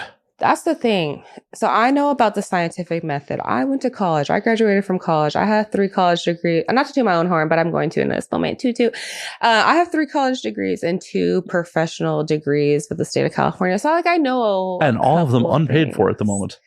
Yeah, I don't make money from none of them, and I still have student loans. So if anybody wants to pay I was making a joke about that you're not paying for student loans. If somebody wants to pay off my student loan, you know that after the toilet, toilet comes first. You know what? I will take a student loan payoff. It's only 10 bands, and if you pay it off before Joe Robinette Biden says that we got to pay it back, it pays straight to the principal and not to the interest. So it's only 10 bands. So if you just have that lying around. Yo, these dudes be saying, they be out here on Instagram flashing money or whatever. You know, you can buy like stage bills. I know. I have a whole grip. Allegedly. I have a whole fucking like grip of fake bills in my room that I used to shoot shit with. Yeah. But they're fake bills. Please don't come murder me. I'm so dead. I'm having so much fun, but I really have to pee. What do I do in this moment? I'll just hold it. We actually probably should wrap in the nearest future. Okay. So I'll hold it. I mean, if you really need to go, we can pause. It's not an emergency, but I'm fine. But what I don't believe about you. Before pee? What were we talking? I don't believe you need to pee. I would appreciate it, but I'm not going to. Trip. You know what? You wouldn't let me unlock the layer of how much I've drank. So, nope. But no, I'll hold it. I'm good. All right. Leather chairs for a reason. Right. Squirt. My squirt isn't pee. Because I can squirt a million jillion times and then get up and go to the bathroom and pee. So that's my defense about the is squirt pee conversation. I know we weren't talking about it, but we are now. Apparently we are now. We are now. It's okay. It's okay. I'm sure the audience would love to hear about you squirting quite a bit. I am a squirter. I like to squirt in faces and mouths and wherever. Glasses. Anywhere. Yeah. Have you bottled it yet? Sometimes it's hard. Like, I want to bottle it, but I haven't yet. I need to. Nobody's ordered a bottle of squirt yet. Spend that money, yo. Get that 2022 vintage. Okay. They're futures. Right? Get the futures. Right. BADKITTY will spend the money on a real cork. Okay. I have the bottling. I have the bottles. That would be amazing. Like if you like bottled it like fucking wine with the cork and the fucking label. And then I would like dip it in wax. Right? Like full on Maker's Mark. Yeah. It'd be perfect. Perfect. I feel like she is doing a pee-pee dance right now. Yeah, don't watch my bags. I'm like, yeah. BADKITTY is doing a pee-pee dance right now. I'm not doing a pee-pee dance. You are definitely doing a pee-pee dance. I'm not doing a pee-pee dance. So we're going to call last call so you can go pee. Like, normally the show goes 2 hours. We're at 2.5 already. Oh, because I'm so fun and interesting. Exactly. That's why. Not because of the pee-pee dance. No, but like I also have to edit all this. So like, yeah. Like at some point I'll be like, hey, this is going to be a bunch of work for myself. So it'll be good work. Oh, I agree. I wholeheartedly agree. Yeah. If I wasn't having a good time and I didn't think this was a worthwhile conversation, I would have called quits a half hour ago or sooner. I mean, but also the boobies came out a while ago. So, it also changes things. I do love tits. Yeah, the boobies are out. They are. Brown nipples are out. The brown boobies. They are. You know what's funny? We were talking. We had a homegirl that was out with us to dinner, and she had her boobs done, but she had just gotten implants where I had a lift. I had a breast lift and implants, but her nipples were hard as hell. And she was like, "Do your nipples ever get hard?" And I said, "Well, my left nipple gets more hard than my right nipple. I mean, both of them they're even right now. But at that moment, it was like, because when you get a breast lift, they take your nipples off. They like pull them off of your body. And yeah. And so you lose feeling in them sometimes. And so like that's a fucking bummer. I mean, I never had a whole lot of feeling in them to begin with. Well, that's also a bummer. Like, also a bummer, but yeah. Like as a dude, I definitely like stimulating some fucking nipples. Like, a little boop, boop, boop. Tongue. Yeah, exactly. Yeah. Like, you gotta play with both of them. You can't just neglect one. No. But in my case, that's actually perfect because the left one is the one that feels most of the feels. This one, like, it gets feels, but I can feel this one like boop, boop, boop, boop, boop. But this one, I know that it's happening and I can feel it, but not in the same degree. I can feel it on my finger more than I can feel it on my nipple. That's sad. Like that's it's supposed not, to be though, because I mean that's supposed to be perky boobs. Yeah, but that's supposed to be an androgynous zone. Like, but they weren't from the beginning. If my boobs that were before, so my before boobs, my pre boobs, I didn't have a lot of nipple sensitivity to begin with, so I didn't lose anything. I had saggy boobs. I'm not dissing nobody else's boobs, but I'm talking about my boobs. I mean, the boobs that make you happy. Yeah. Well, the boobs that I had before I got my boobs done, I had lost weight, gained weight, lost weight, gained weight, lost weight, gained weight. And, I lost a lot of elasticity in my breast tissue. And so my boobs were, at different levels. They looked different. They were at different fullnesses. So when I got my boobs done, they made them the same size. The nipples, are kind of the same size. They were never the same size to begin with. So how y'all couldn't have made them the same size afterwards unless you measured them perfectly. And they didn't because they weren't perfect to begin with. So I'm happy with them. Like I said, that's all that fucking matters. Exactly. That's all that matters. Like I had said, a really popular company asked me if I wanted makeup on my boobs. And I said, no. One of the first companies that booked me for a pro shoot edited my photos hella. And those pictures are circulating right now and they don't look like me. Like you can tell that it's me in the photo, but they're so edited that it's not my skin. You can't see that I have cellulite. No matter where I was skinny, at my smallest, when I was 190 pounds, I had cellulite. At the weight that I'm at now, I have cellulite. So it was like, you know, the photos were edited so much to look like I didn't have cellulite, and that's just not an accurate representation. I don't like that. But, you know, it's whatever. People want to edit my titty scars. Sometimes I do, sometimes I don't, you know, and I'm like, whatever. But I'm happy with the way that they are. That's the important part, that you're fucking happy. 100%. But we really are going to call last call on this motherfucker. Bad Kitty.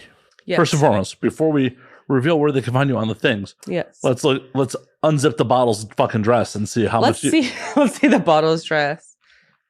I need to see it first. Yo,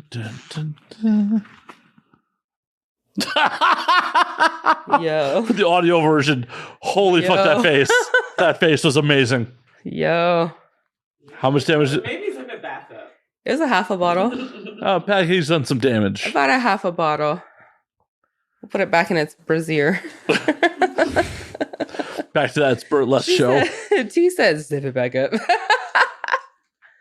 Where can they find you on the things? You can find me. Okay, so let's get it started. So Bad Kitty is always spelt wrong.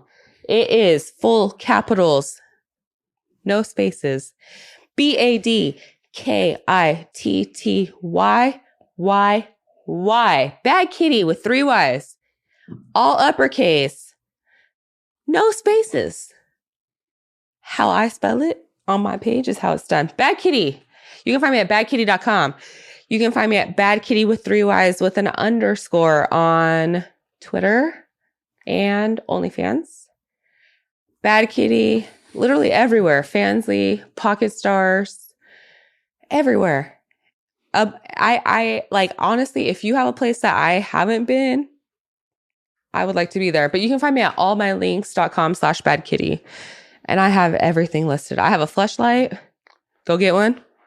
Woo woo. Woo woo. Go fuck the pussy. Fleshlight Pro. It's on my pages. Yeah. I'm on the TikTok. I make funnies. Just find me. Find Bad Kitty. Find Bad Kitty. Buy her a toilet. Buy me a fucking toilet with a bidet. Buy me a Japanese beautiful shower toilet. You should. They're fucking magical. They're fucking magical. I need one. Shout out to Matt Slayer for having me on Now We Drink. I appreciate you, Matt. Hey, thank you. My absolute pleasure. I can't wait to do this again when we do the Bad Panty Party. Bad Panty Party. BPP. BPP. The BPP. Woo. I guess on the next one, I have to bring my tits out. Your tits got to come out on the next one. But can you No, I can't. You win. Titty. Your tits win. Look, I don't even know how this was a competition. Your tits win. I know. Your tits win. I know. For y'all that were, I was doing the titty dance, like how Terry Crews does them. I was like, for the titties, like 1 titty, 2 titty, up. I was twerking the titties. But as always, you can find me at Matt_Slayer on Twitter, Matt Slayer on Instagram, Matt F. Slayer on Facebook, twitch.tv/Matt F. Slayer. You can find the Patreon at patreon.com/Matt Slayer, where you will see Bad Kitty's titties. Bad Kitty's titties. Right? Because this will get me kicked off of YouTube if I don't censor them. So the Patreon will have the uncensored titties. And also, you can find the podcast at And Now We Drink on Twitter and Now We Drink _ on Instagram. I'm talking right now, so none of that is happening on camera, but it's just happening for my amusement and T's amusement, apparently. Because, as I'm talking, I'm not going to be on your camera, Bad Kitty. No, I know, but this camera is running, and there's titties in it. And in post, it's going to be on me. Apparently, I'm just going to have to, B-roll, Bad Kitty's just, playing with herself while I try to do my sign-off. And until next week, drink up, motherfuckers. Drink up, motherfuckers. Hang on. Ah! Shut up. Yep, and now we drink. Cheers.